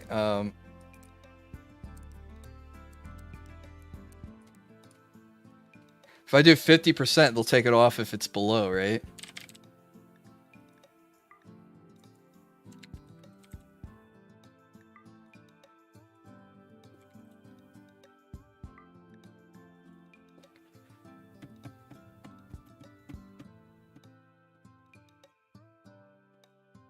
Flak pants is okay. Black vest is okay. Black jacket's probably okay. A toque. What else? Parka? Scarf? Okay. And that was for worker, right?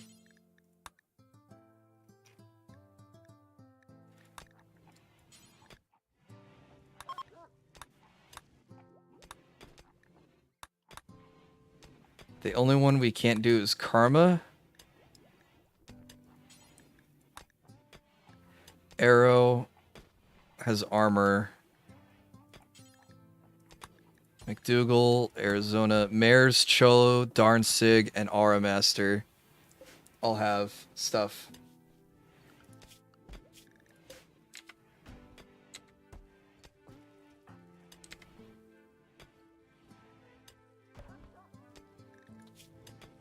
Oh, maybe I should have allowed military uniforms.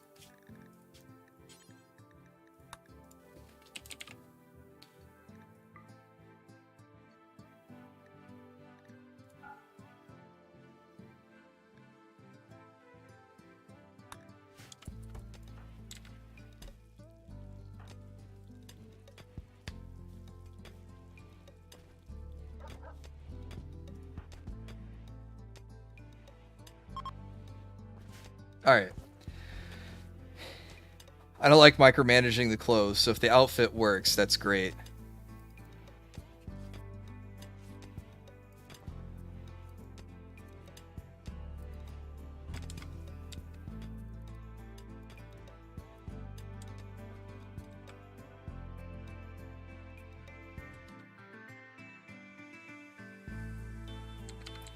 can fast forward. It's night.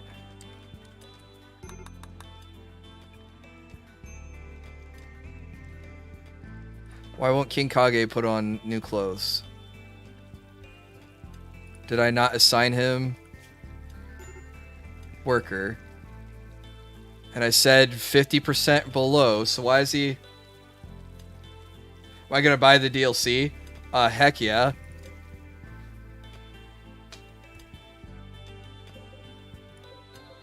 The DLC is super exciting.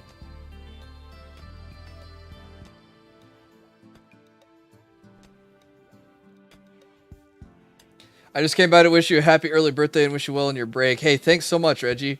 I'm being more responsible these days, so good night. Yeah,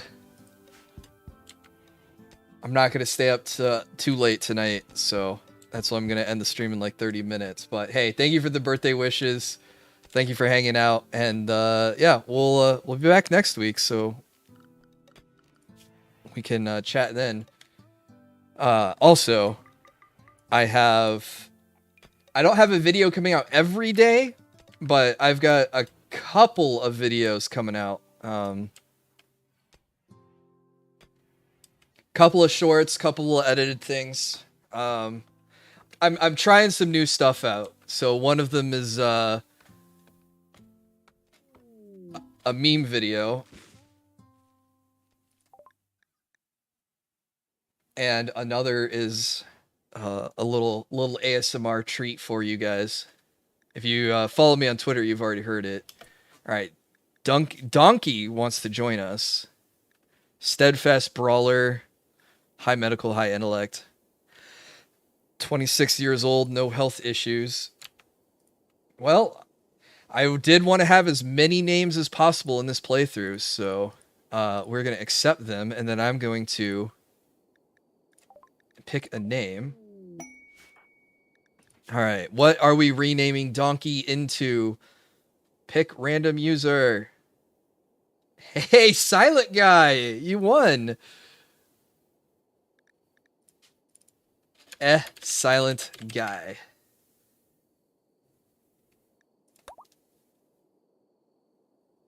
Is it click Shift Alt right click? There you go. All right, and Abby needs to come up here. I just noticed how many colonists you have above. Yeah, we had 13 refugees stop by for 9 days. And from that group, we had Silent Guy join us. Happy early birthday. Thank you. My birthday is on Friday.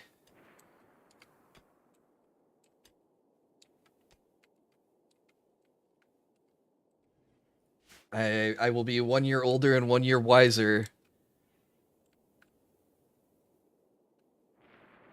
I think.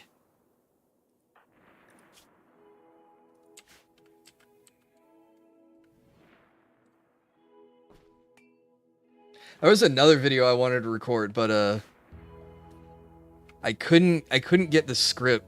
Well, I had the script. I couldn't get my voice to sound right for the script.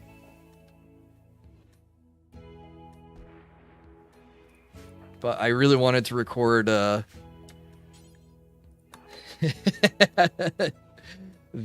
hate speech from I Have No Mouth and I Must Scream. I thought that would have been fun. When you're close to screaming about darn kids these days? Sometimes I do. Sometimes I do.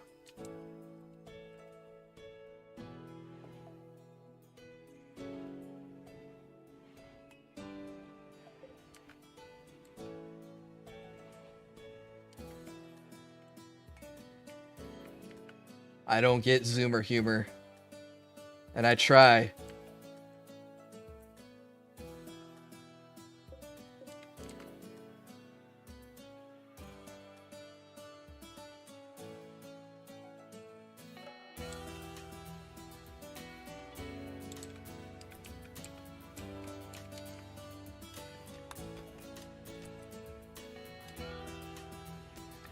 As their age, I had to walk 20 miles to school uphill in the snow. Yeah.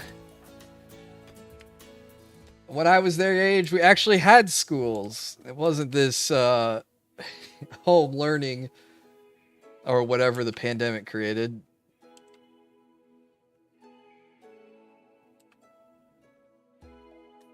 That's got to be tough. I get distracted in, you know,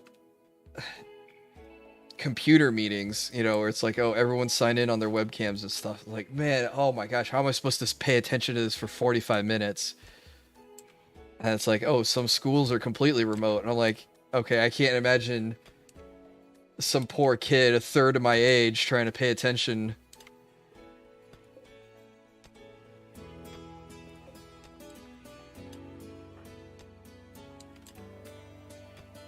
Pandemic distance teaching's even worse than homeschooling somehow. Yeah.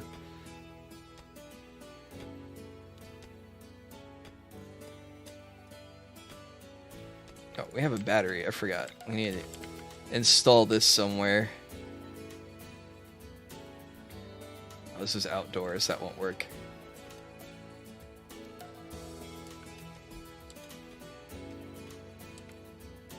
Install it there. It seems fine.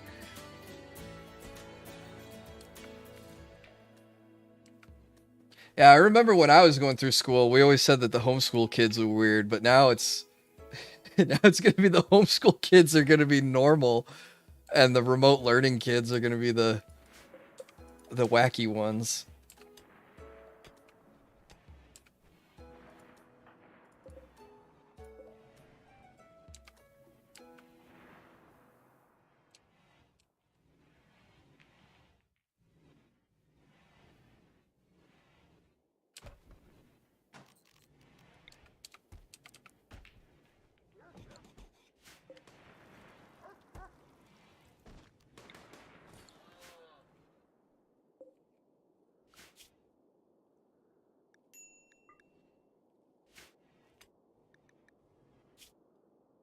Oh, we're halfway through the forced fog. 8 of 16 days.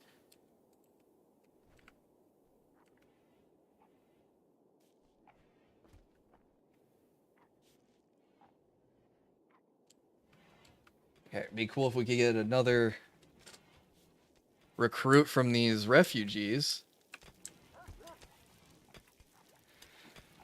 Oh, hey, what's up, chatbot?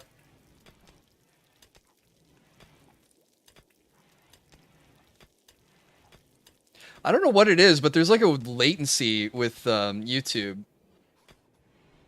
where if I right click and ban them, there's still like a delay of all their messages processing before it hit, you know, before the ban goes through.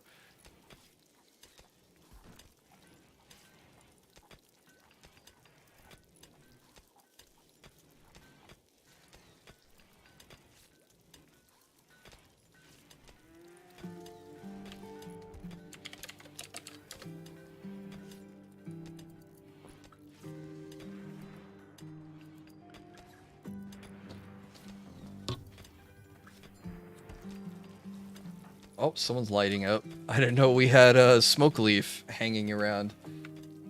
I thought I sold all of that.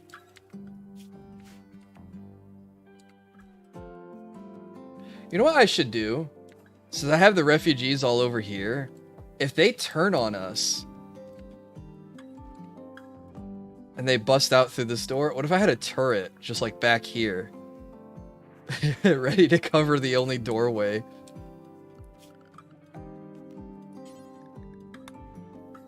You know, I might just do that just for my own sanity.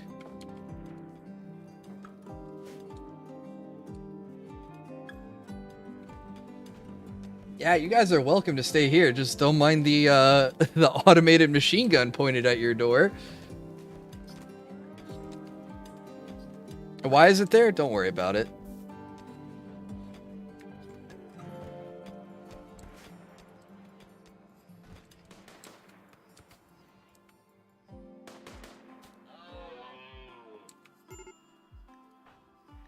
What does Leif need? He's in serious pain, tortured, he's jealous. Ratty Apparel.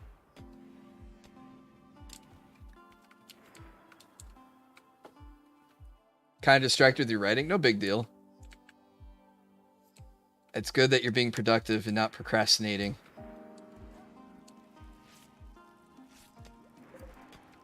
Says the procrastinator.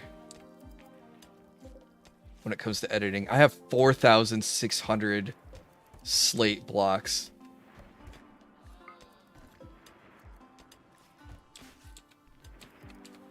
I don't know what I'm saving it all for.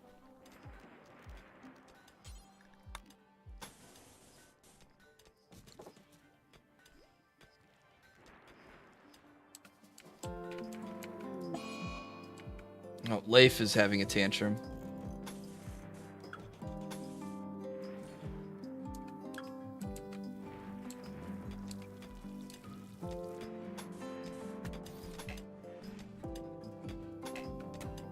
You know what? Maybe we can finally put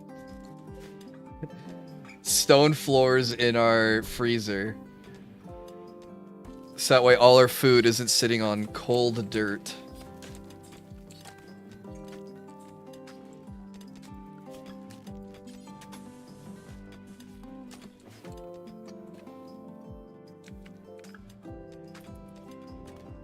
Alright, how many more days?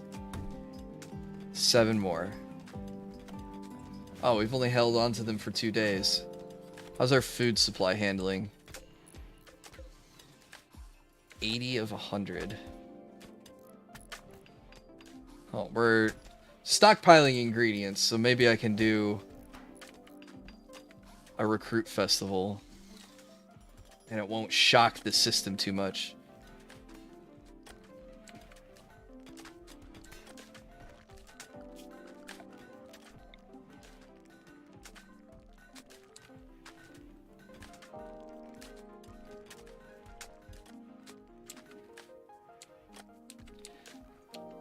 You know, I was thinking of putting a moisture pump to get these last 2 tiles. It just feels like such a waste. Arizona-made gamer pursued King Kage by telling a tale of learning roulette. King Kage was attracted and is now Arizona-made game's lover. Arizona-made gamer married to Aura Master has begun an affair with King Kage. Oh no. There's drama and the colony.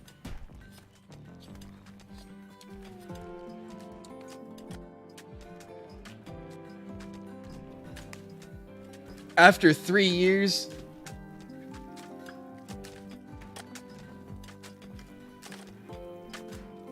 you're gonna cheat on Aura Master? Aura Master who's risked his life to defend this colony with his tough 14 skill shooting and probably built the entire colony with his 18 construction.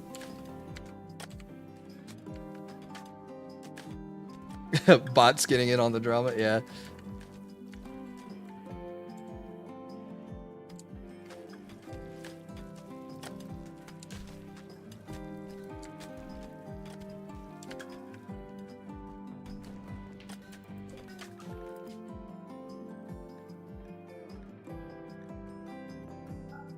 I guess I have Darn Sig make all of the artwork he wants from Slate, since we have thousands of it.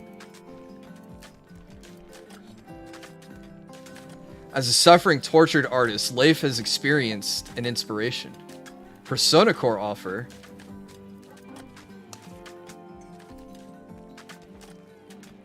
Okay, Doyle of Andbuda contacts you with an offer, the location of a Persona Core. You'll need one in order to build a spaceship. They inform me this is quite rare. I had to call her with my comms console. Well, I'm not quite ready to go get that yet. I haven't even laid the blueprints for the spaceship.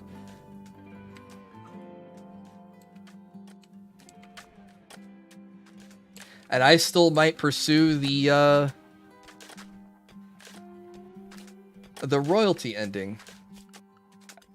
You know, if possible.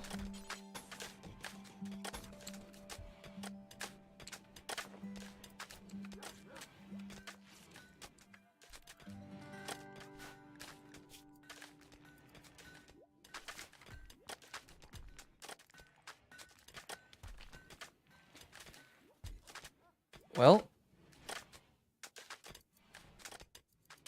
Alright. Well, I'll, the next day in game, we can launch 2 festivals, a 3rd festival.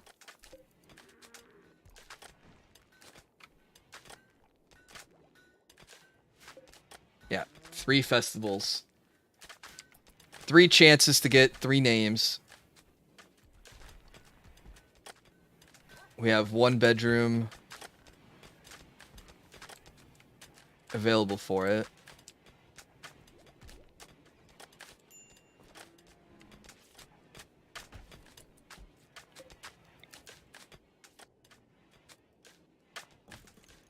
These guys have a heater, right? Okay. Just gonna be sure they aren't. I don't want them freezing to death. They won't. They can't join me if they're popsicles.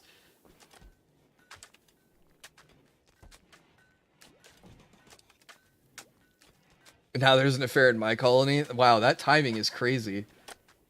Oh, Arizona made gamer. Why are you wearing a jacket? I didn't put jacket on the approved worker clothes.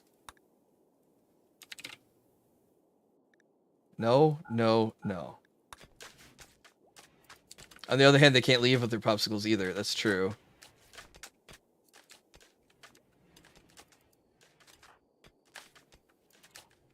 You're gonna get up and put on a parka like you're, like God intended.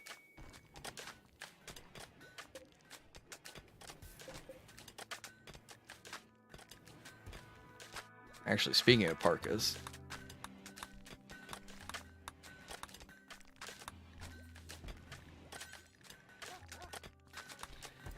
We should probably make 10 parkas. Just in case.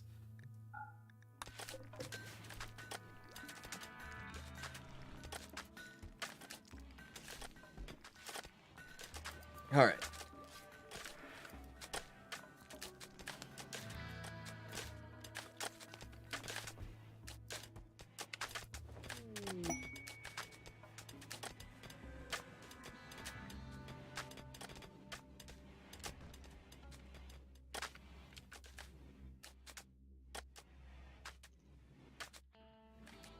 You know what? Silent Guy joined us. I should have him and Slick swap beds.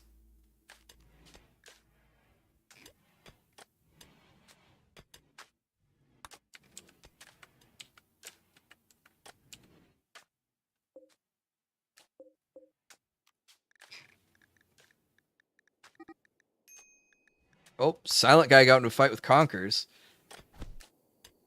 Come on. Break it up, you two. Who's gonna win? It's 2 melee versus 3 melee. Oh, hey, Conker's leveled up his melee. Hey, thanks, Silent Guy, for taking some bruises to make that happen. I think you're gonna get knocked out. Yep. Nothing serious, though. Just a lot of pain. There comes Arrow to pick you up. Gonna take you all the way back to the hospital bed. You're actually gonna have to share a hospital room with Conkers now.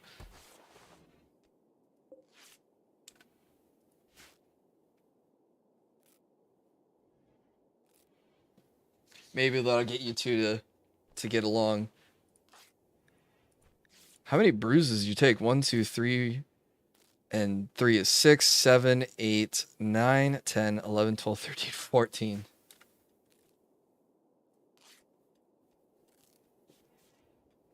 No, Conkers. Not Congress.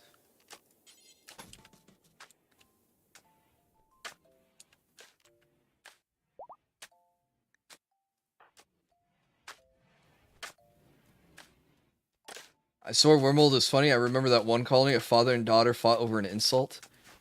You remember the old colony? And people... Was it Lynn or was it Shinko? That tore someone's arm off in a social dispute. It was wild. Like, the old colony, you guys had no chill. You guys got into a social fight. It was to the death.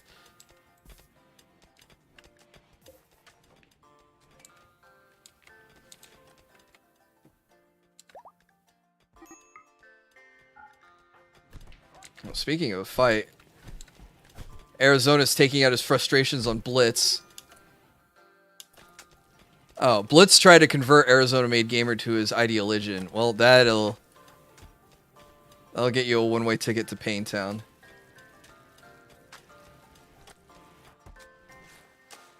How badly did he beat you up? Oh, he scratched you, not just punched you. And Arizona, he's fine.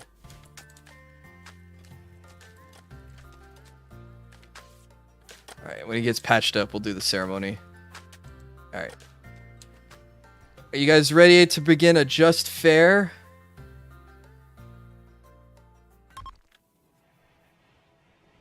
It all started with the affair. Yeah, now we got negative vibes just echoing through the whole colony now.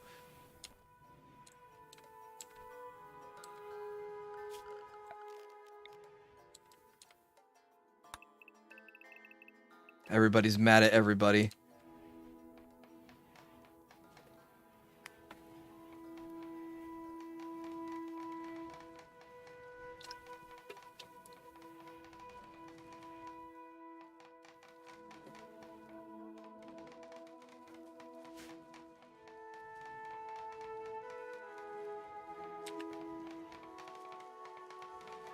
It started with marriage and people got jelly. We had a lot of... 1, 2, 3... We had 4 marriages. And then everyone got all fighty. And a fairy.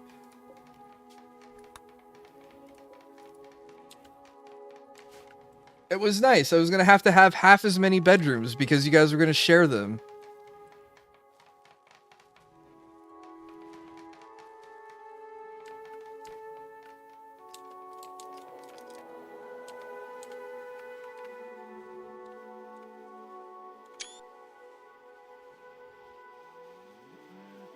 It's a lot of people.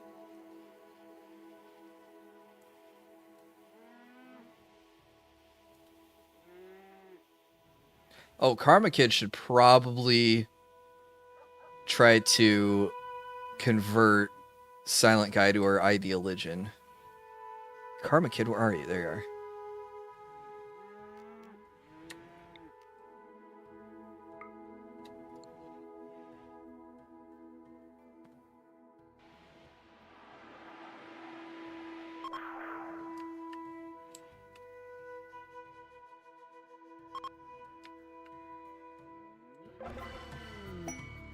Unforgettable. No one joined.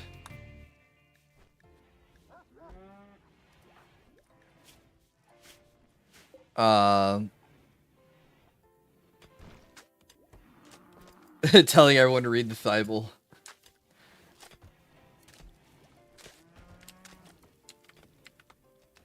Alright, well, let's get Arizona and Conkers. Do they need tending? No.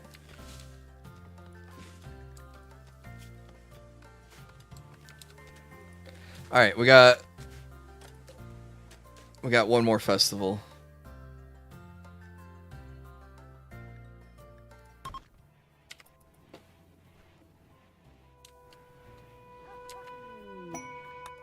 Let's hope this one goes better.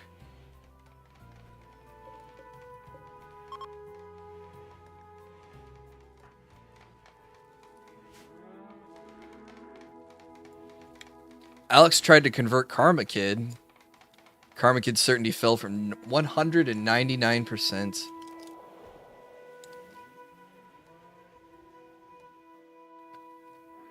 Alright, random people of the RimWorld, see our sky lanterns and come join us.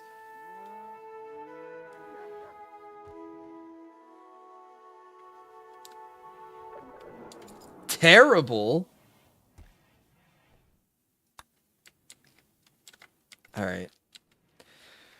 Okay, we'll skip forward one day and we'll do the Awoken Party. But we'll give everyone a chance to eat and work and sleep.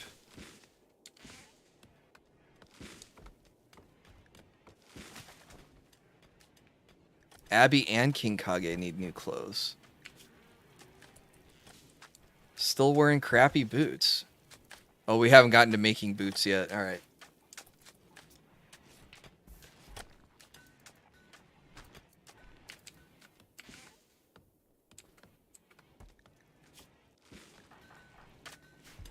I know I queued up some boots to be made, but we haven't made our way through the list to that yet.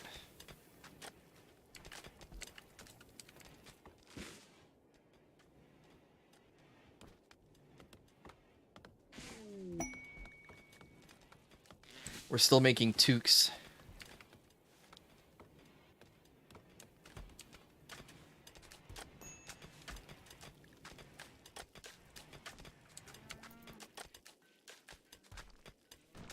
All right, fast forward through the night. Come on.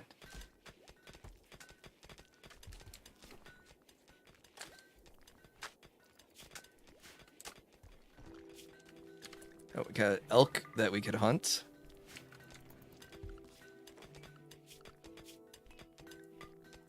And a buffalo. So there's some meat coming our way.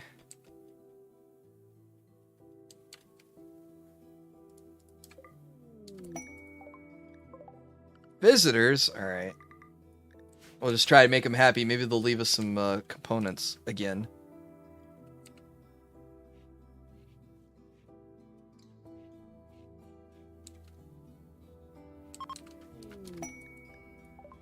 Oh, a full smoke launcher. Heck yeah.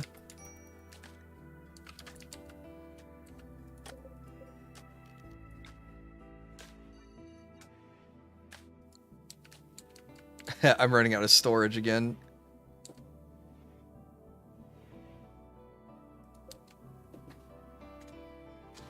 How? Why?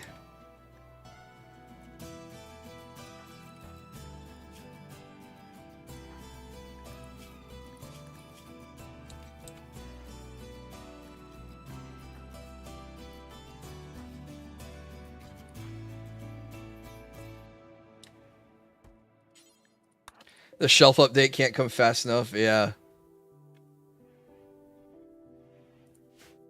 I feel like I'm gonna have to make a whole extra space.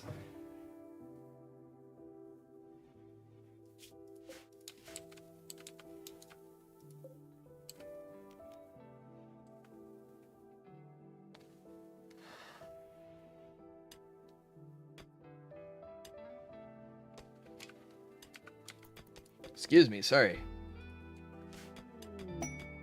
Quest available in awesome building.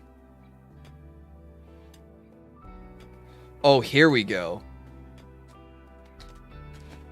This quest reward comes with a Psylink Neuroformer, which is what we need to get Darnsig's psychic powers leveled up one more.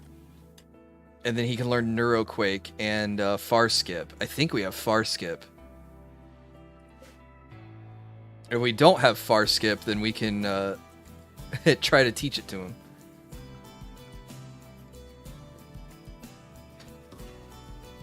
But we can't let it get broken, because if we do, we'll get a climate adjuster and a bunch of mechs. We can get it with all the technology, too.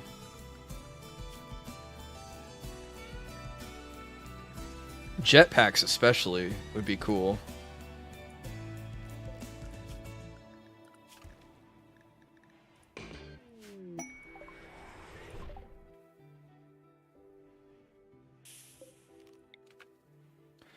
Oh, that's big.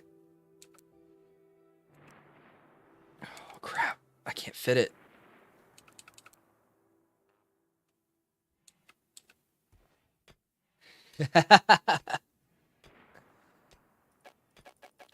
I want to fit it right there.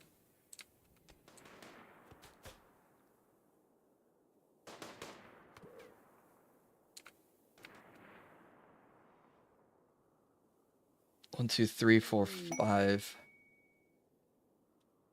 6, 7, 8, 9 up.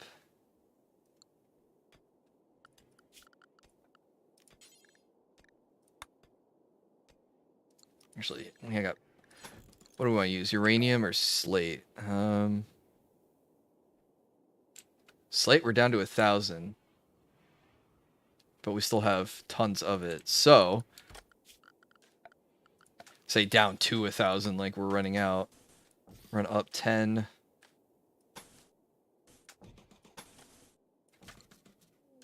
All right, we'll run it like that.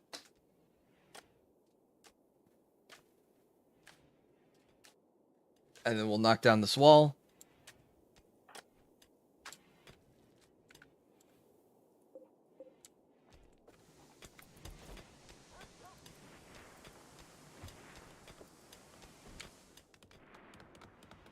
It's like how quick everyone gets right on it.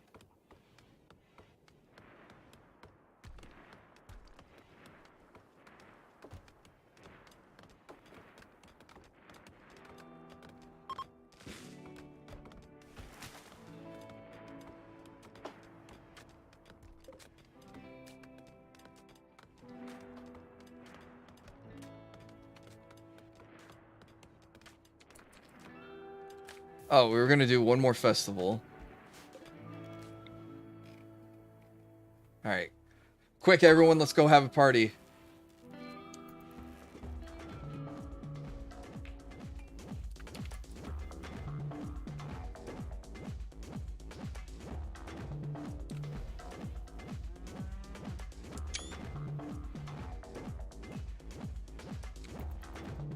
See if we get one more join.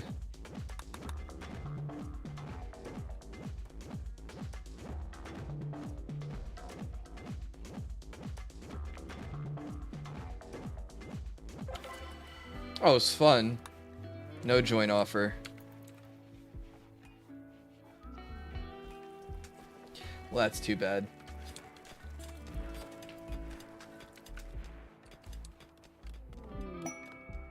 Ooh, legendary wool toque. I wonder what makes one of those legendary.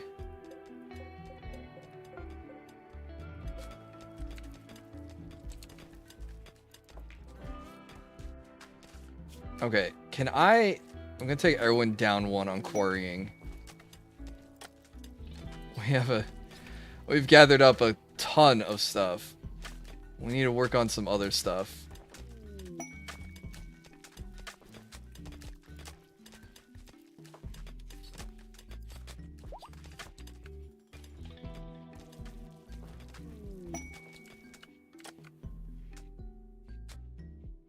Maybe I should get construction up one.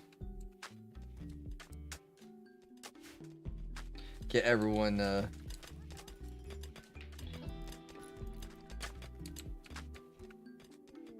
working on this. Someone botched building a wall. How?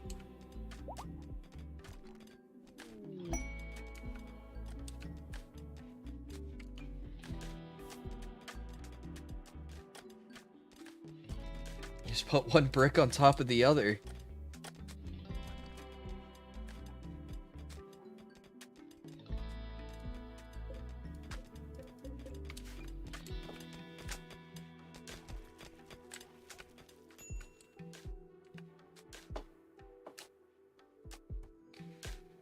All right. Well, I was hoping we could get this corner fleshed out so that way I can start the monument without forgetting about it.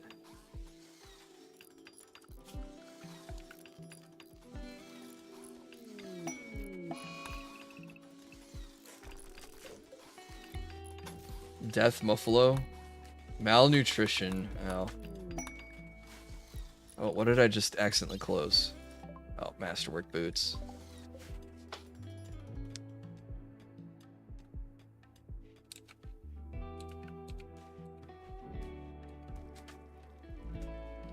Alright, I don't think I'm gonna get this monument started.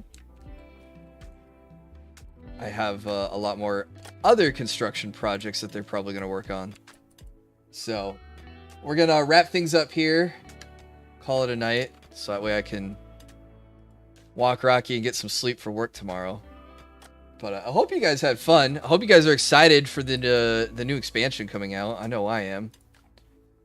We'll be able to genetically alter and modify our characters and make babies and raise them and grow them in test tubes or whatever else, and control mechanoids. All sorts of cool things. Shelves, painting. Painting especially, if we get tired of gray and brown, there's not a whole lot of variety. Even just jade gives like a nice accent color of green. It's probably for the best. Who knows when is the next fight? Oh yeah, we only got raided once. Though we did raid 2 other places today, so we did instigate some. But yeah, I don't want to... Probably don't want to get wrapped up in a huge mechanoid battle when I'm trying to go to bed. And I'm tired, so... Alright, we're going to save things here. Oh, autosave, thank you. But we'll hit save and quit to menu. That's... Sorry, there's not a lot of streams this week, guys, but I took the last couple days to try to edit some videos, so you'll have some YouTube stuff to watch while I'm gone. And, I'll be back Monday. I might have a schedule out Monday, but I am traveling on Monday, so if I don't put anything out Monday, then it'll be Tuesday when I'll have a schedule in the next stream. So, hey, thanks for the birthday wishes, Darn Sig. You too, Mercenary. Stay dangerous. Also, again, big shout out to Axios for the crazy amount of super chats. That was so unexpected. Guess he was making up for lost time, right? Yeah, so I hope you guys have a good rest of your week. I hope you guys have a great weekend. And then I'll see you when I get back. But till then, stay safe, stay healthy. Enjoy the videos. Let me know what you think, because I'm trying a couple of new things, couple of different things. So hopefully I hit on something that you guys enjoy. And then, yeah, we'll get back and we'll get right back to streaming and making videos again. So I look forward to it. But yeah, I'm going to take Rocky out now. So we'll see you later, everyone. Take care. Bye-bye for now.